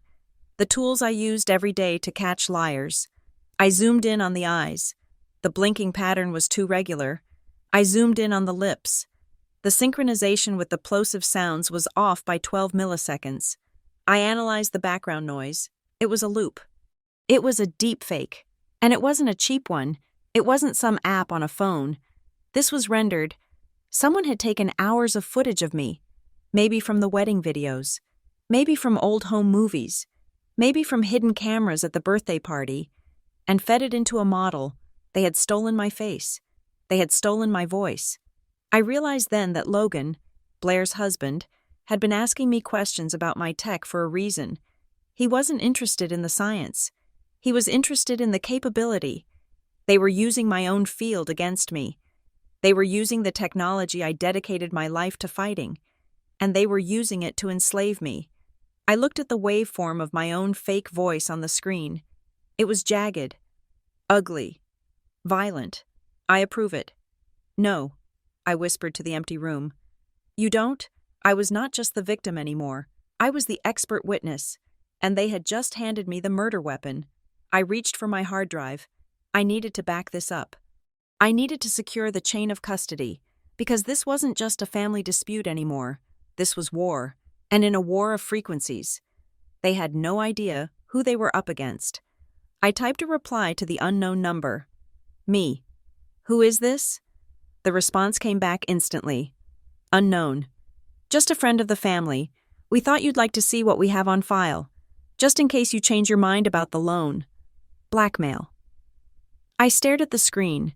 They were blackmailing me with a fake video of myself authorizing the fraud they were committing. It was a snake eating its own tail. A perfect circle of toxicity. I did not reply. I opened a new terminal window on my computer. I typed a command to trace the routing of the text message. If they wanted to play digital hardball, I was about to show them why I was the highest-paid architect at Echo Harbor. Game on. The video file sat on my monitor like a malignant tumor. I had watched it 17 times. To the untrained eye, it was perfect. It was me. It was my face, my jawline, the specific way my hair falls over my left shoulder. The woman on the screen looked at the camera with my eyes and said, I approve it. But I do not have untrained eyes. I have eyes that have stared at audio spectrographs for 10 years. I isolated the audio track. I ran it through a high-pass filter to strip away the low-frequency hum of the room tone. Then I ran a formant analysis. Formants are the resonant frequencies of the vocal tract, the unique acoustic fingerprint of a person's throat and mouth shape. The data streamed across my third monitor in a cascade of neon green. There it was, a glitch, a micro-stutter at the 2200 Hz range right between the words approve and it. It was a splice. I started pulling up my archived cloud storage. The personal one. The one where I kept the few family photos and videos I hadn't deleted. I searched for the word approve. I found it in a video from Thanksgiving, 4 years ago. Blaire had been showing off a new dress.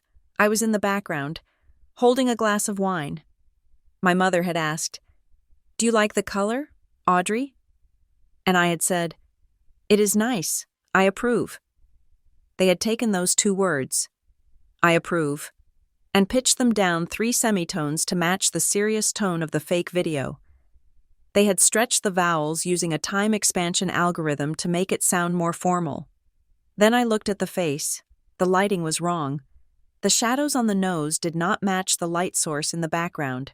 It was a mask, a digital skin grafted onto someone else's head. I leaned back in my chair. It was impressive for an amateur, but it was sloppy. It had the fingerprints of someone who knew enough to be dangerous, but not enough to be invisible. It wasn't Blaire. Blaire thinks the cloud is a literal atmospheric phenomenon. It was Logan, my brother-in-law. The man who lists serial entrepreneur on his LinkedIn profile, but has never actually launched a solvent company. The man who is always talking about crypto, about NFTs, about the next big disruption. He had been asking me about my work for months, not out of interest, but out of reconnaissance. He had been mining me for the blueprints to his own heist. I felt a cold shiver that had nothing to do with the temperature of my basement. They were not just stealing my money, they were stealing my agency. They were puppeteering a digital golem of me to sign away my future. I did not sleep that night. The next morning, at 8 o'clock sharp, I walked into the office of Marcus Thorne. Marcus is a shark in a bespoke suit. He is the kind of lawyer Echo Harbor keeps on retainer to destroy patent trolls. I paid his hourly rate out of my own pocket, and it was worth every penny of the $600 an hour. I sat in his glass-walled conference room and laid it out. The LLC filing, the loan application, the deepfake video. Marcus watched the video. He did not blink. "This is a felony." "Audrey," he said, his voice devoid of emotion. "Identity theft, wire fraud, forgery. If we take this to the FBI, your father and your brother-in-law will go to prison, minimum 5 years." I looked at the Philadelphia skyline.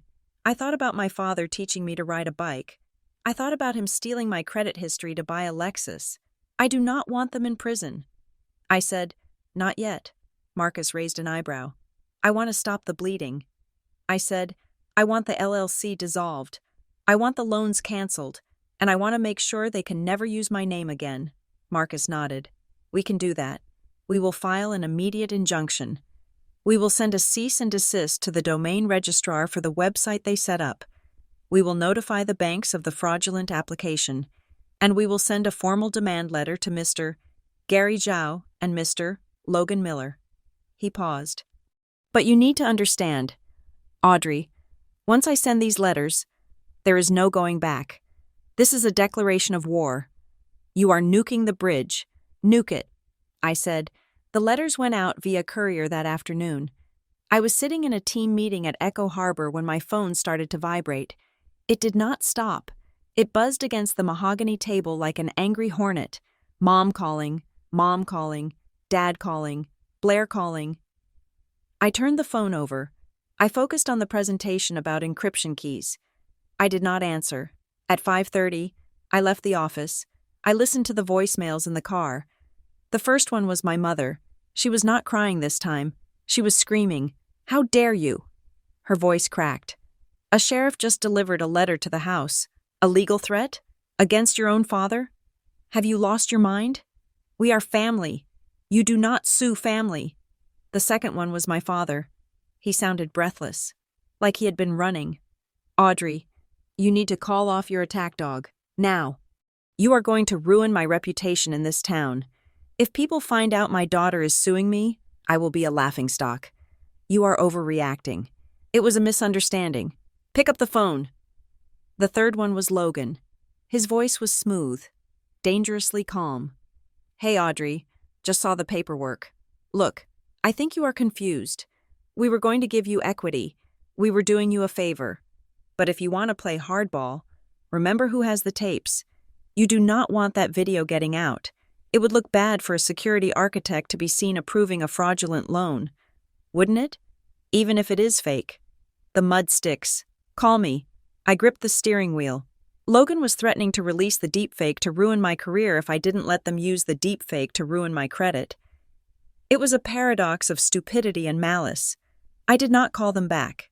For 3 days, the silence from my end was absolute. Marcus's team was tearing down their digital infrastructure. The website for Zhao Sound Consulting went dark on Thursday morning. The bank called me to confirm they had flagged the application as fraudulent. I was winning, but rats are most dangerous when you corner them. On Friday afternoon, the tone shifted. The aggression stopped. I received an email from Blaire. Subject: Peace offering? Audrey, I am sorry. I really am. I did not know Logan and Dad went that far with the video stuff. I swear. They told me you were okay with it. I feel sick. I want to fix this. I am hosting a Women of Influence gala in Raleigh next weekend. I want you to come. I want to honor you properly. No tricks, no loans, just us sisters. Please, let me make it up to you. It would mean the world to Mom if we were in the same room. Love, Blaire. I stared at the screen. It was a pivot, a classic manipulation tactic. When force fails, use honey. I knew it was a trap. I knew it in my bones. You do not go from blackmail to a gala invitation in 48 hours unless you have a new plan. But I also knew that if I didn't go, I would never know what that plan was. And I needed to know. I needed to catch them in the act, in person, undeniable and irrevocable. I called Marcus. She invited me to an event. I said, "Don't go." He said immediately, "I have to." I said, "If I stay here, they will just regroup and try a different angle. I need to end this."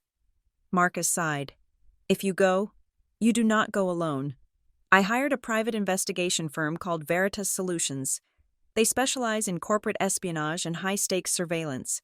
I met with the lead investigator, a woman named Sarah, who looked like a soccer mom but had eyes like a sniper. "We will wire you," Sarah said. "Not a wire like in the movies. We will put a recorder in your purse that looks like a lipstick case, high fidelity, 10-hour battery, and we will have an agent on site, posing as a waiter." I agreed. I replied to Blaire, "I will be there." The week leading up to the event was tense. I felt like a spy in my own life. I reviewed the guest list Blaire sent. It was a mix of local business owners, socialites, and a few minor politicians. It was a legitimate event, which made it the perfect cover. I prepared my outfit, armor, again, a black jumpsuit, sharp lines, nothing soft. The night before, I was set to fly to Raleigh. I was in my kitchen making tea. My phone chimed. Email from Logan Miller. Subject, draft partnership agreement. Review before gala. I frowned. Partnership agreement? I thought we were done with this. I opened the attachment. It was a 40-page legal document, operating agreement for Zhao Sound Consulting, LLC. I started reading. It looked standard at first. Percentages, roles. Then I got to Article 14, liabilities and indemnification. I read the paragraph twice. Then I read it a third time to make sure my eyes were not deceiving me. Clause 14. 3.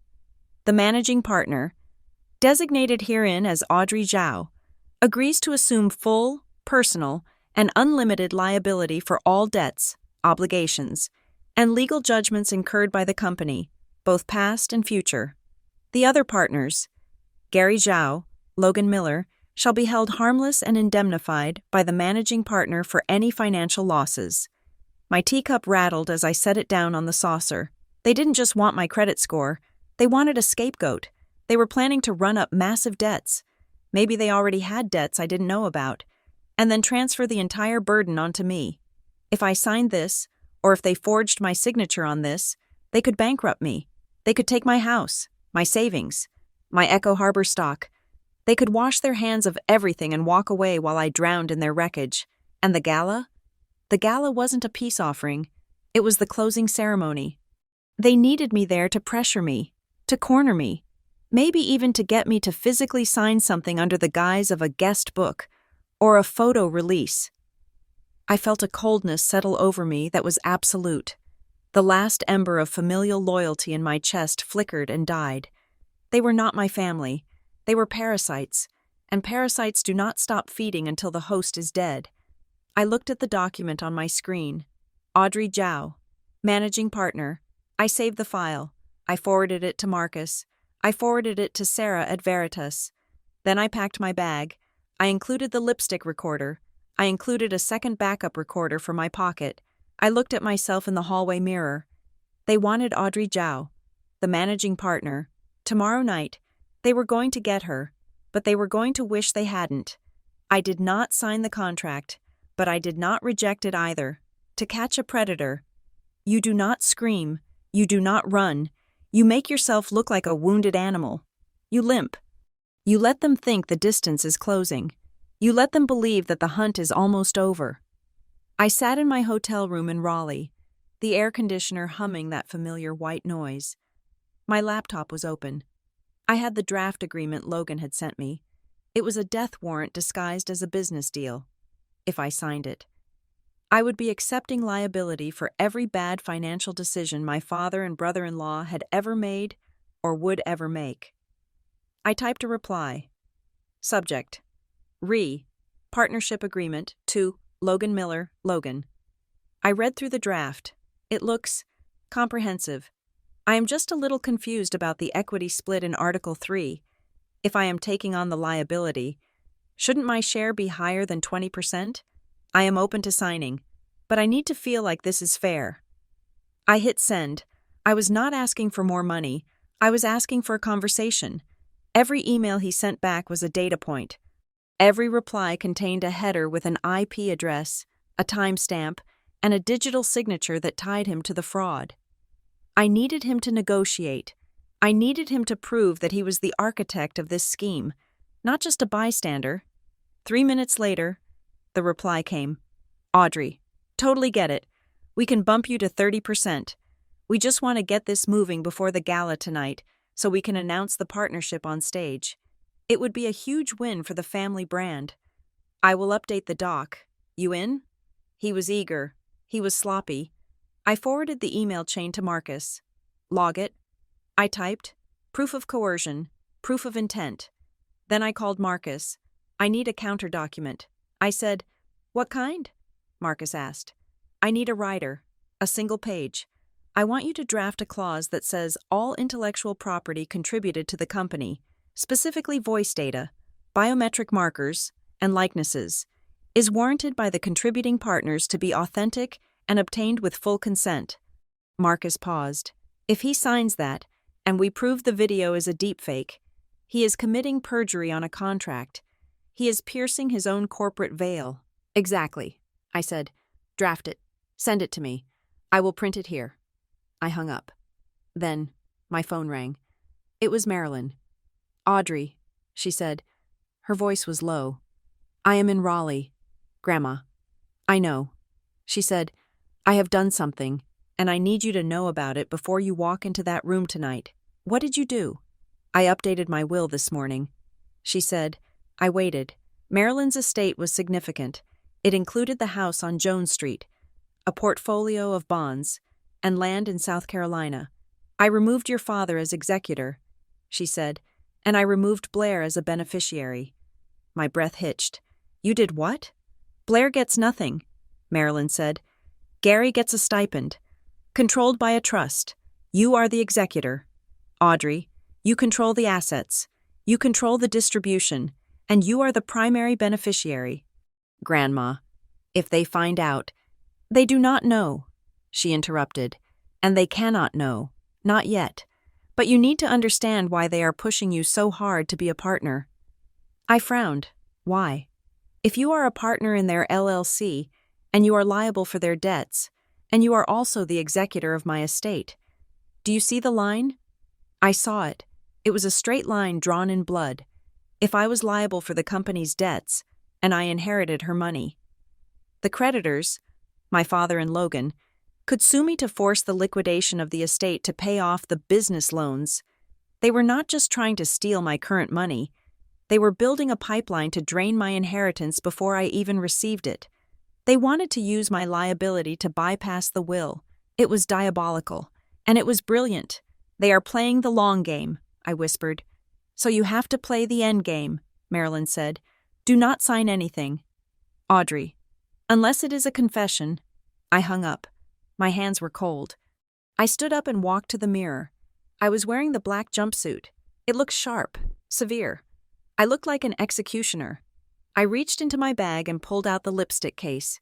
It was heavy. I twisted the base. A tiny red light blinked once, then vanished. Recording active. I placed it in my clutch. I checked my pocket. The secondary recorder was there. I checked my phone. I had a text from Sarah. The private investigator from Veritas. Agent is on site, wearing a white vest, black tie. Name tag says, Kevin. He will be serving drinks near the stage. We have eyes on you. I took a deep breath. Time to go to the party. The venue was a boutique hotel ballroom in downtown Raleigh. It was decorated in shades of cream and gold. Blaire's signature palette. There were banners that said, Women of Influence, Empowering the Future. The irony was thick enough to choke on. I walked in. The room was full. I scanned the crowd. I saw my parents near the bar. My mother was wearing sequins. My father was wearing a tuxedo that looked rented. And there was Blaire. She was on a small stage, holding a microphone. She looked radiant. She was telling a story about resilience, about how she built her brand from nothing, and I want to introduce someone special, she said, her voice catching with practiced emotion. My sister, Audrey. She pointed at me. A spotlight swung across the room and hit me in the face. I blinked, blinded. Audrey, come up here, she called out. The room applauded. I had no choice. I walked toward the stage. The light followed me. I kept my face neutral, a small, polite smile. I stepped onto the stage. Blaire hugged me. It was the same hug from Savannah. Tight, possessive, performative. This is my genius sister, Blaire told the crowd, keeping her arm around my waist. She is a top executive at Echo Harbor. She is the brains of the family, and we are so excited to announce that we are finally working together. The applause grew louder.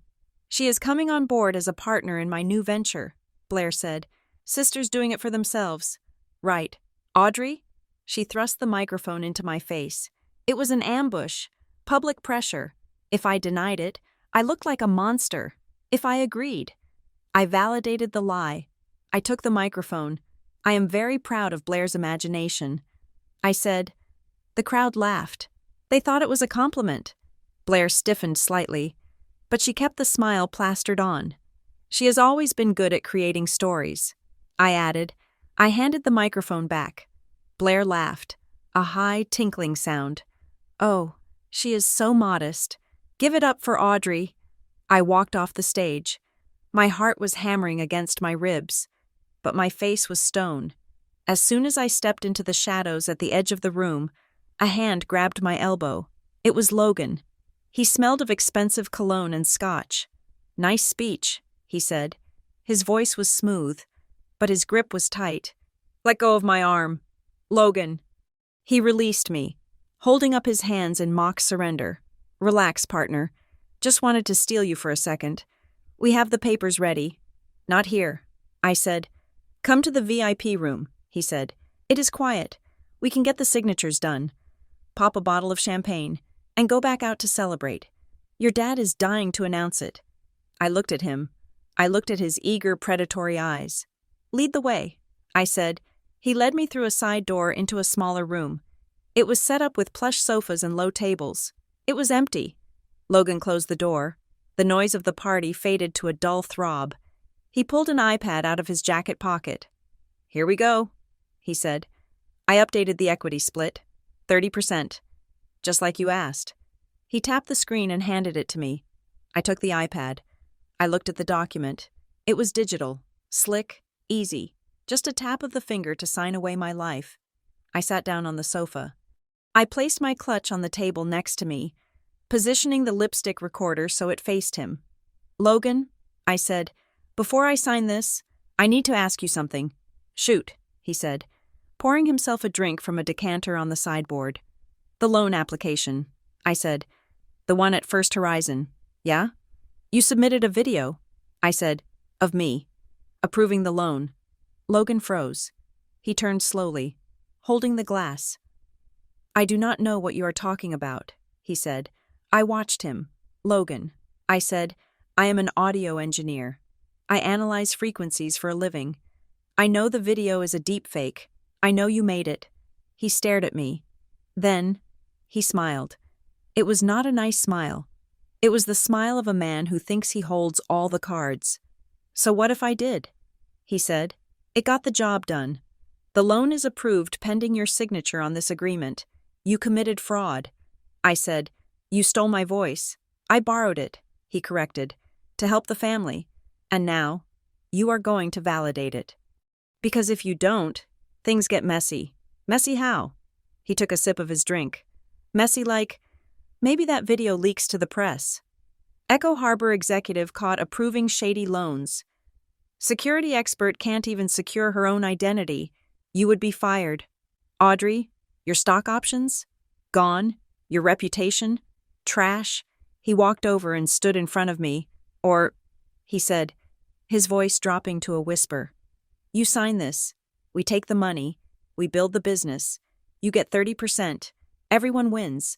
And the video disappears. I looked at him. I looked at the iPad in my lap. This was it. The confession. He had admitted to the deepfake. He had admitted to the blackmail. The lipstick recorder had caught every word. But I wasn't done. I needed to nail the coffin shut. I reached into my pocket and pulled out the single sheet of paper Marcus had drafted. "I will sign," I said. Logan relaxed. His shoulders dropped. He let out a breath. "Smart girl," he said.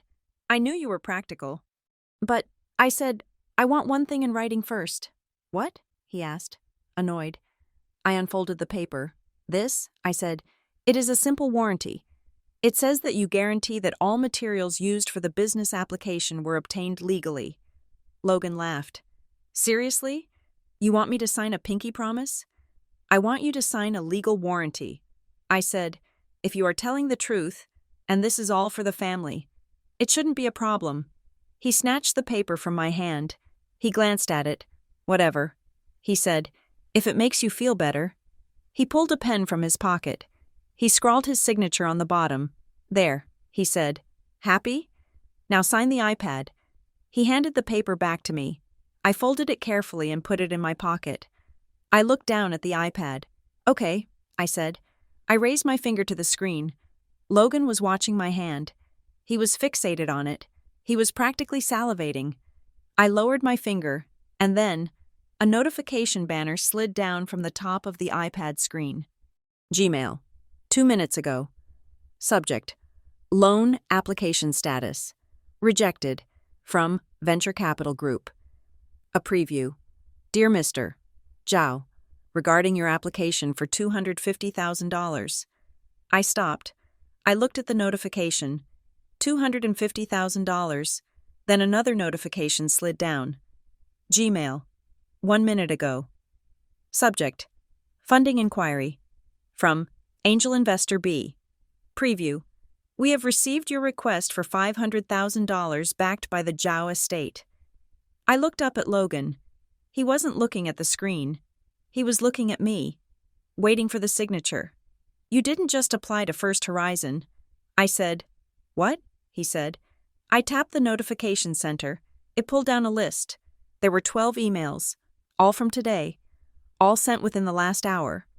Venture Capital Group A, Angel Investor B, Private Lender C, Rapid Cash Advance. The total requests summed up to over $3 million.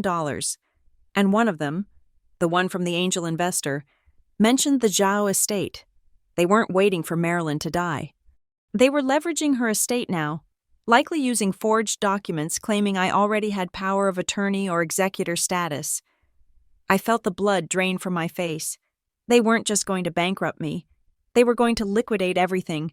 Marilyn's house, my future. They had taken my name and shotgunned it to every predatory lender in the country. "Logan," I said. He looked down. He saw the notifications.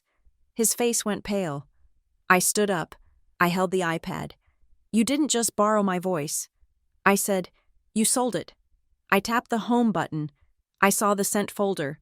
"You sent these an hour ago." I said. While Blaire was on stage calling me her genius sister, Logan lunged for the iPad. "Give me that," he snarled. I stepped back. "No," I said. "I have to sign it." "Audrey," he shouted.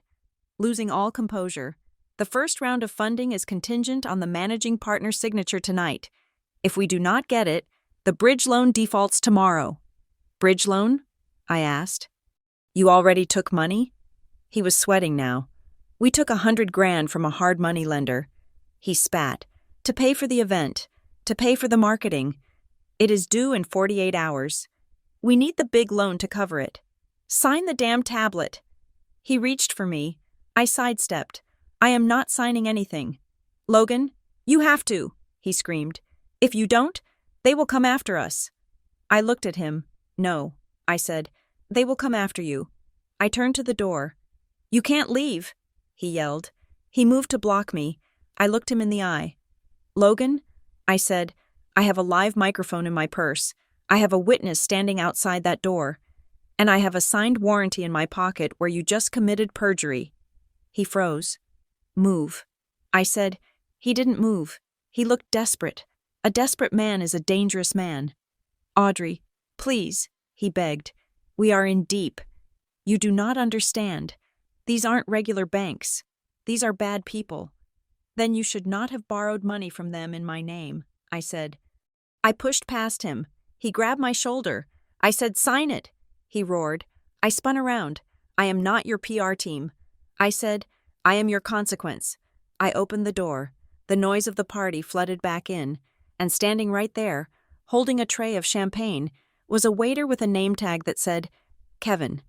He looked at me. He looked at Logan. Is everything okay? Ms. Zhao? Kevin asked. No, I said, loud enough for the people at the nearby tables to hear. This man just tried to assault me. The room went quiet. Logan stood in the doorway, his face a mask of terror. I walked away. I walked straight through the crowd. I saw Blaire staring at me from the bar.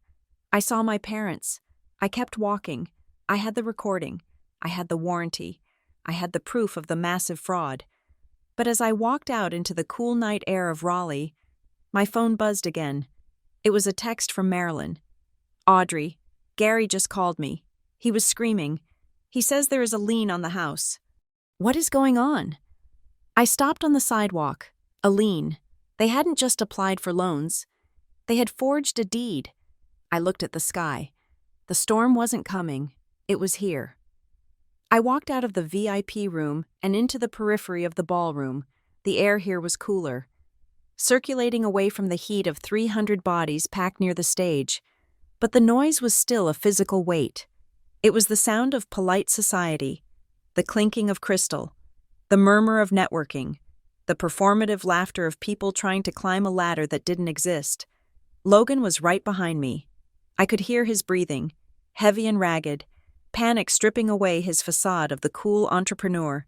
He grabbed my arm again, harder this time, his fingers digging into the silk of my jumpsuit. You do not walk away from me. Audrey, he hissed. Not when I have $3 million on the line. I stopped. We were standing near a cluster of high-top tables. A group of 4 people stood there. Local investors. I recognized them from the guest list. They were holding champagne flutes, watching us with the mild, predatory interest of people who smell a scandal. Kevin, the waiter who was actually an agent for Veritas Solutions, was standing 3 feet away, holding a tray of empty glasses. He looked at me. I gave him a microscopic nod. I turned to face Logan. I did not lower my voice. In fact, I pitched it perfectly to carry over the jazz quartet playing in the corner. Logan, I said, my voice cutting through the ambient chatter like a frequency spike. You are asking me to sign a partnership agreement based on a loan application I never saw. Logan's eyes darted to the investors nearby. He tried to laugh, a wet, nervous sound. Audrey, stop, he said, trying to pull me closer, trying to make it look like an intimate family conversation. You are tired. You have had too much champagne. Let's go back inside. I pulled my arm free with a sharp jerk. I have not had a drop to drink. Logan, I said, and I want you to answer me right here. The loan application to First Horizon, the one for $75,000, and the applications to the venture capital groups for $3 million. He froze. The number 3 million hung in the air. The investors nearby stopped talking completely. They turned their bodies toward us. The application included a video verification. I continued, keeping my eyes locked on his, a video of me, stating that I approved the debt. Logan's face was slick with sweat. He was cornered. He needed to discredit me, but he also needed to maintain the lie that the business was legitimate. It was a standard verification, he muttered, trying to smile at the onlookers. Just formalities. I took a step closer to him. Did I record that video? Logan, I asked. Did I sit in a room and record a statement authorizing you to leverage my assets? He looked at the investors. He looked at me. He saw the trap. But he saw no way out other than to claim the authorization was real. If he admitted it was fake, he was a fraud. If he claimed it was real, he had to explain why I was denying it. Of course you did, he snapped, his temper fraying. You sent it to me last week. You are just getting cold feet because the numbers are big. I sent it to you? I repeated. Yes, he shouted. Then why does the metadata show it was rendered on a server in your home office? I asked. Why does the spectral analysis show 12 distinct audio splices? He flinched. The technical terms hit him like a physical blow. It is your voice, he yelled, forgetting the audience, forgetting the gala. It is your voice.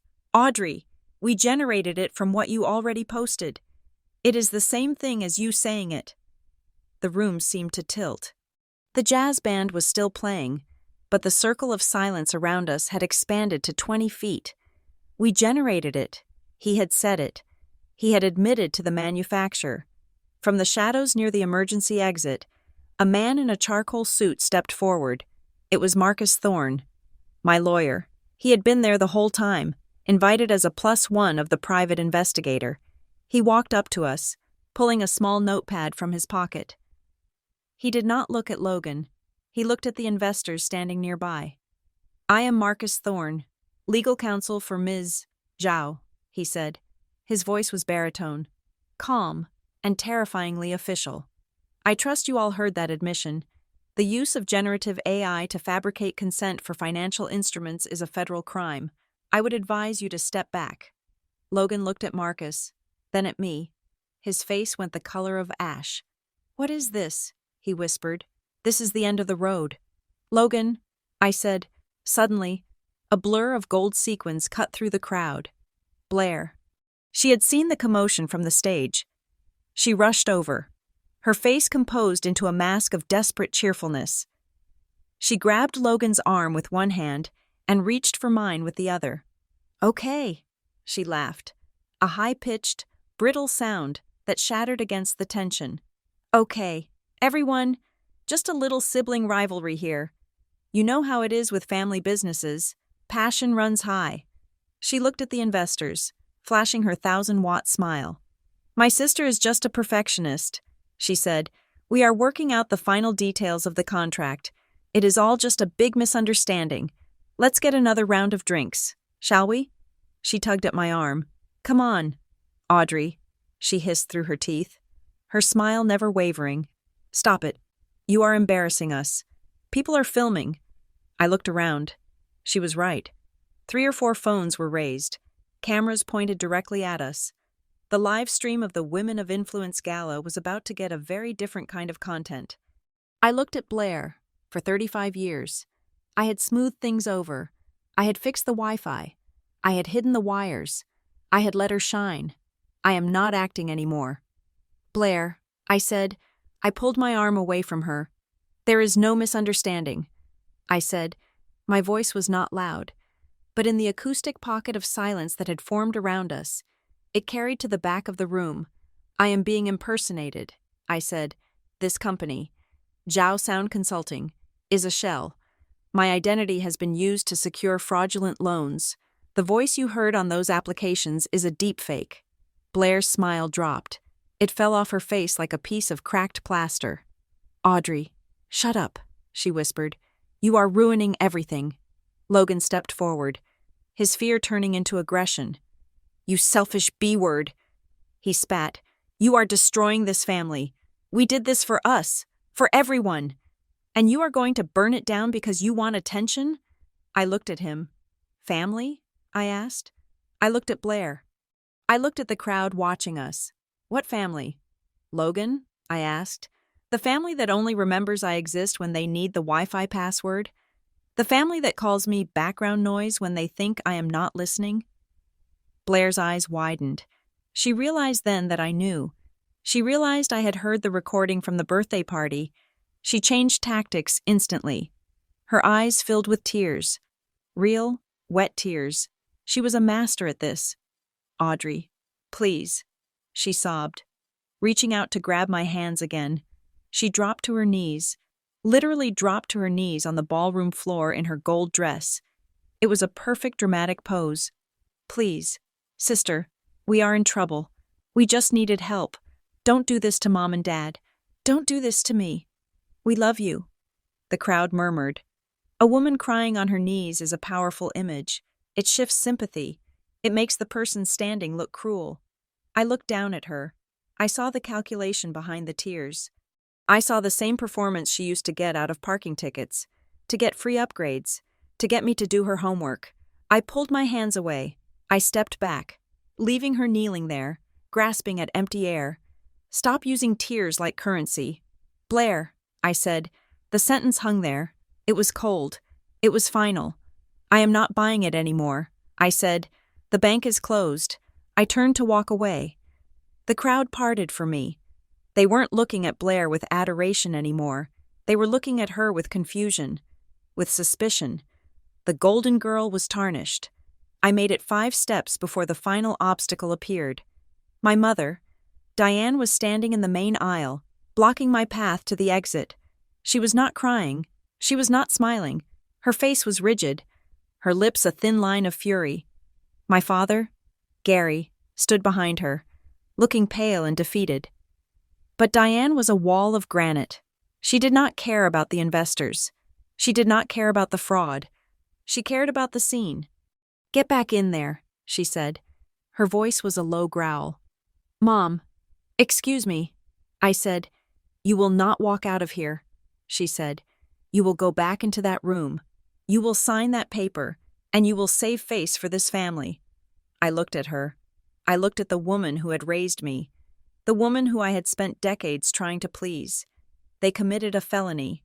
"Mom," I said, "Logan just admitted it. I do not care what they did." She hissed. "I care about what you are doing. You are humiliating us. You are humiliating your sister on her big night." It was breathtaking. The morality of it didn't matter to her. The legality didn't matter. Only the image mattered. "Sign the paper." "Audrey," she commanded, "do it for honor. Do it because you are a Zhao." I looked at her, and for the first time, I saw her clearly. There was no love there. There was only ownership. She didn't want a daughter. She wanted a prop. "I am not a Zhao tonight." I said. "What?" she snapped. "I am the executor of Marilyn's estate." I said. Diane froze. Her eyes went wide. "What did you say?" I leaned in close, so only she could hear. "Grandma changed her will. Mom, I control the assets, and I am not going to let you liquidate her legacy to pay for Blaire's fraud." The color drained from her face. She looked like she had been slapped. She stepped back, stumbling slightly against my father. I walked past her. I walked past my father, who couldn't even meet my eyes. I walked out of the ballroom, past the registration desk, and out the front doors of the hotel. Kevin, the investigator, was waiting by a black sedan at the curb. Marcus was right behind me. "Get in," Marcus said. "We need to go. Now." I got into the car.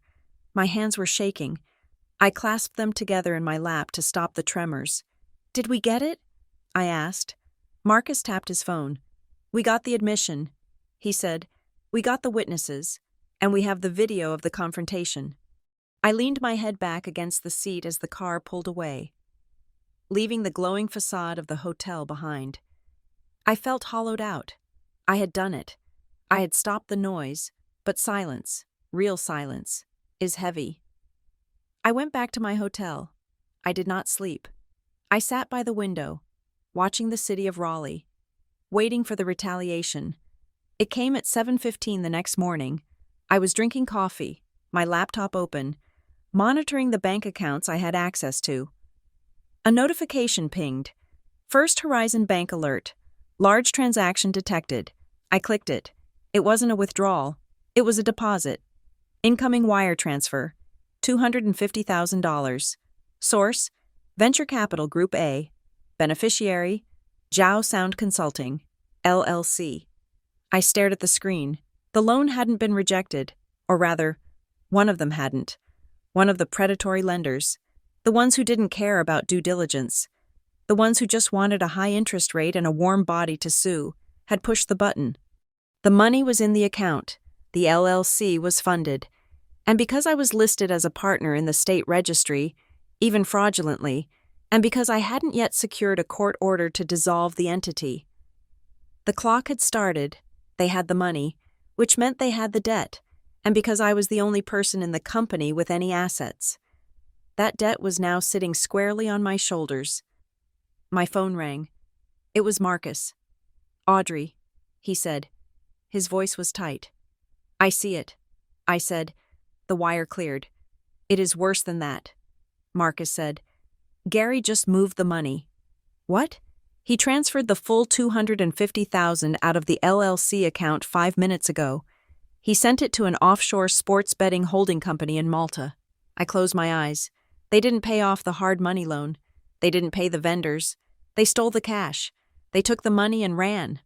I whispered, "And left you with the liability." Marcus said, "Audrey, we have to file an emergency motion. If we don't freeze their personal accounts in the next hour, that money is gone forever, and you are going to be on the hook for $250,000 plus interest." I looked at the gray morning light filtering through the curtains. The background noise was gone, but the alarm bells were ringing louder than they ever had in my life. "Do it," I said. "Burn it all down." The wire transfer of $250,000 was the bell that signaled the final round. I did not panic. Panic is a waste of energy. Panic causes distortion in the signal. I simply acted. At 9 o'clock that morning, Marcus Thorne and I walked into the headquarters of the venture capital group that had authorized the loan. We did not have an appointment. We did not need one. When you walk in with a team of forensic accountants and a former federal prosecutor, doors tend to open. We sat at a long mahogany table across from their risk management officer, a man named Mr. Henderson, who looked like he had not slept in a week. "Ms. Zhao," Henderson said, sliding a folder across the table. "We have a signed loan agreement. We have a video verification. We have a wire transfer that has already been depleted. You are liable for this debt." I did not touch the folder. I placed my laptop on the table and opened it. "Mr. Henderson," I said, "you have a fraudulent agreement signed by a shell company. You have a deepfake video generated by a consumer-grade AI model. And you have a wire transfer that was illegally routed to an offshore gambling site by my father." I turned the laptop around. I played the recording from the gala. The room was silent as Logan's voice filled the air. Clear and undeniable. "We generated it from what you already posted." Then I played the spectral analysis of the video. I showed them the splices. I showed them the IP logs from the honeypot email account where Gary and Logan had conspired to forge my signature. "This is not a default, Mr. Henderson," Marcus said, leaning forward.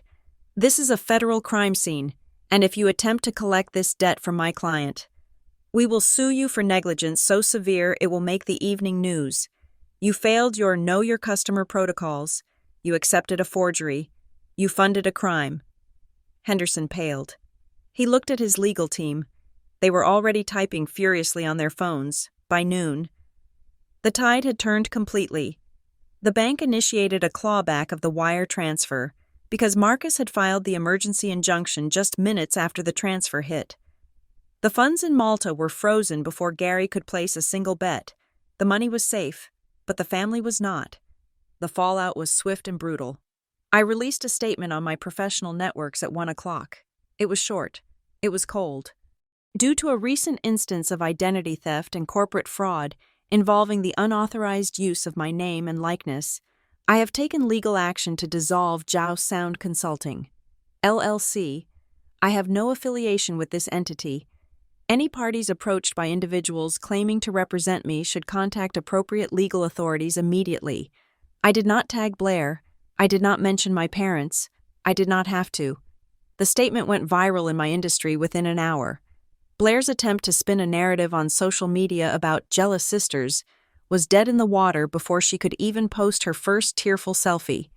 The truth moves faster than a lie when you have the receipts. The LLC was dissolved by court order at 3 o'clock. The website for Zhao Sound Consulting vanished, replaced by a 404 error code. Logan was picked up by the authorities for questioning regarding wire fraud and identity theft. He did not go to jail that day, but he walked out with an ankle monitor and a terrified look in his eyes. The settlement Marcus forced him to sign was draconian. He had to admit to the fraud in writing to avoid immediate prosecution by the bank. He was barred from ever using my name, my image, or my voice again. If he violated it, he would go to prison for 5 years. Gary was spared criminal charges only because I declined to press them personally. But the bank permanently blacklisted him. His credit score was obliterated. The Lexus was repossessed before he even drove it off the lot. 2 days later, the final meeting took place. It was in a conference room at a law firm in Savannah. Neutral ground. I sat at the head of the table. Marcus sat to my right. My family sat on the other side. Gary looked shrunken. The bluster was gone. He looked like an old man who had gambled his retirement on a horse that broke its leg at the gate. Logan refused to look at me. He stared at his hands, and then there was Blaire. She looked tired. The glow was gone. She was wearing a simple gray sweater. No jewelry, no makeup. She was trying to play the role of the humble, repentant sister. "Audrey," she started, her voice trembling. "Can we just talk? Please?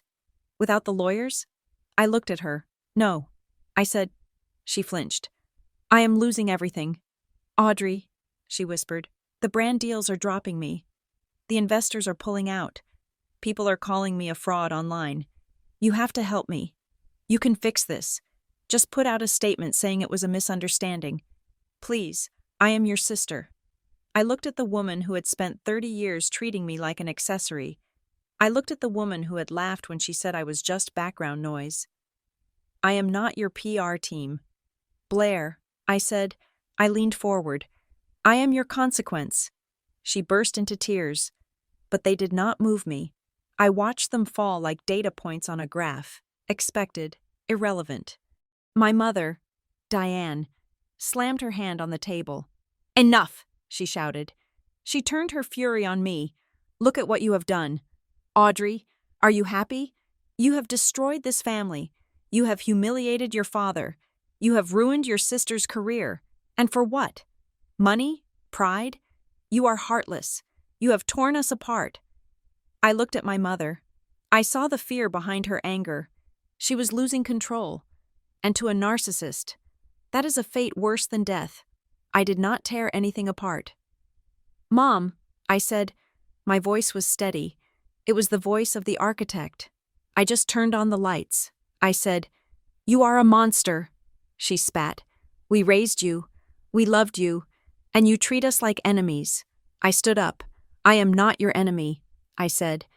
"And I am not your victim anymore. I just stopped being the background noise for your play." I turned to the door. "Come in. Please," I said. The door opened. Marilyn walked in. She was leaning heavily on her cane, but her head was high. She walked to the table and stood next to me. "Mother?" Gary whispered. "What are you doing here?" "I am here to clarify the future," Marilyn said. She placed a document on the table. "This is the updated trust," she said, "as of this morning. Audrey is the sole executor of my estate." Gary's mouth opened. "But there are no buts," Marilyn said. "You have proven that you cannot be trusted with money. Gary, you tried to steal from your own daughter. You will receive a monthly stipend, administered by a third-party firm. It will be enough to live on. It will not be enough to gamble." She turned to Blaire. "And you," Marilyn said, "you have lived on compliments and other people's money for too long. There is no inheritance for you. Blaire, if you want a lifestyle, you will have to earn it, legally." Blaire looked at me with pure hatred. "You manipulated her," she hissed. "You stole this from me. I did not steal anything." I said, "I just secured the asset. I looked at all of them. Here are the new rules." I said, "I want you to listen closely, because I will not repeat them." I pulled a piece of paper from my folder. 1. You will not contact me for money, ever. If you do, the stipend stops. 2. You will not use my name, my image, or my reputation for any business purpose. If you do, I will sue you for damages, and I will win. 3. You will never, ever record me again. I looked at Logan. "If I find one single byte of data that suggests you are trying to clone my voice again, I will hand the rest of the evidence to the FBI, and you will go to federal prison. Do we understand each other?" Logan nodded. A sharp, jerky movement. "Good," I said. I picked up my laptop. I walked to the door. I did not look back. I did not say goodbye. There was no need. The silence I left behind was the loudest statement I could make. I took a cab to the airport. I flew back to Philadelphia. It was raining when I landed. A soft, steady rain that washed the grime off the streets. I took a car to my townhouse. I walked inside. The house was quiet. It was the same quiet that used to make me feel lonely. The same quiet that used to make me feel like I was missing out on the party. But tonight, it felt different. I walked down to the basement. I opened the door to my studio. The soundproofing absorbed the noise of the world. It was a vacuum of pure potential. I sat in my chair. I looked at the monitors. I thought about Blaire. She would find a way to survive. People like her always do. She would find new friends to flatter her, new audiences to perform for. She would get her compliments. But she would never have this. She would never have the truth. I reached out and turned on the main power. The lights on my rack gear flickered to life. Amber, green, red, a constellation of control. I pulled up a project file, a simple piano track I had been working on for months but never finished. I pressed play. The music filled the room. It was clean. It was resonant. It had no distortion. I closed my eyes and listened. For 35 years, I had been the hum in the background. The static between the stations. I had let them drown me out because I thought their noise was music. I was wrong. I wasn't the noise. I was the architect. And now, finally, the room sounded exactly the way I wanted it to. I took a deep breath, filling my lungs with the cool, filtered air of my sanctuary. I am Audrey Zhao, and I am finally broadcasting on my own frequency, and the signal is crystal clear. Thank you so much for listening to this story. I would love to hear your thoughts on Audrey's revenge. Was it too harsh, or was it exactly what they deserved? Please comment down below and tell me where you are listening from. I really want to connect with you guys from all over the world. If you enjoyed this story, please subscribe to the Nina Revenge Stories channel, like this video, and smash that hype button to help this story get recommended to more people.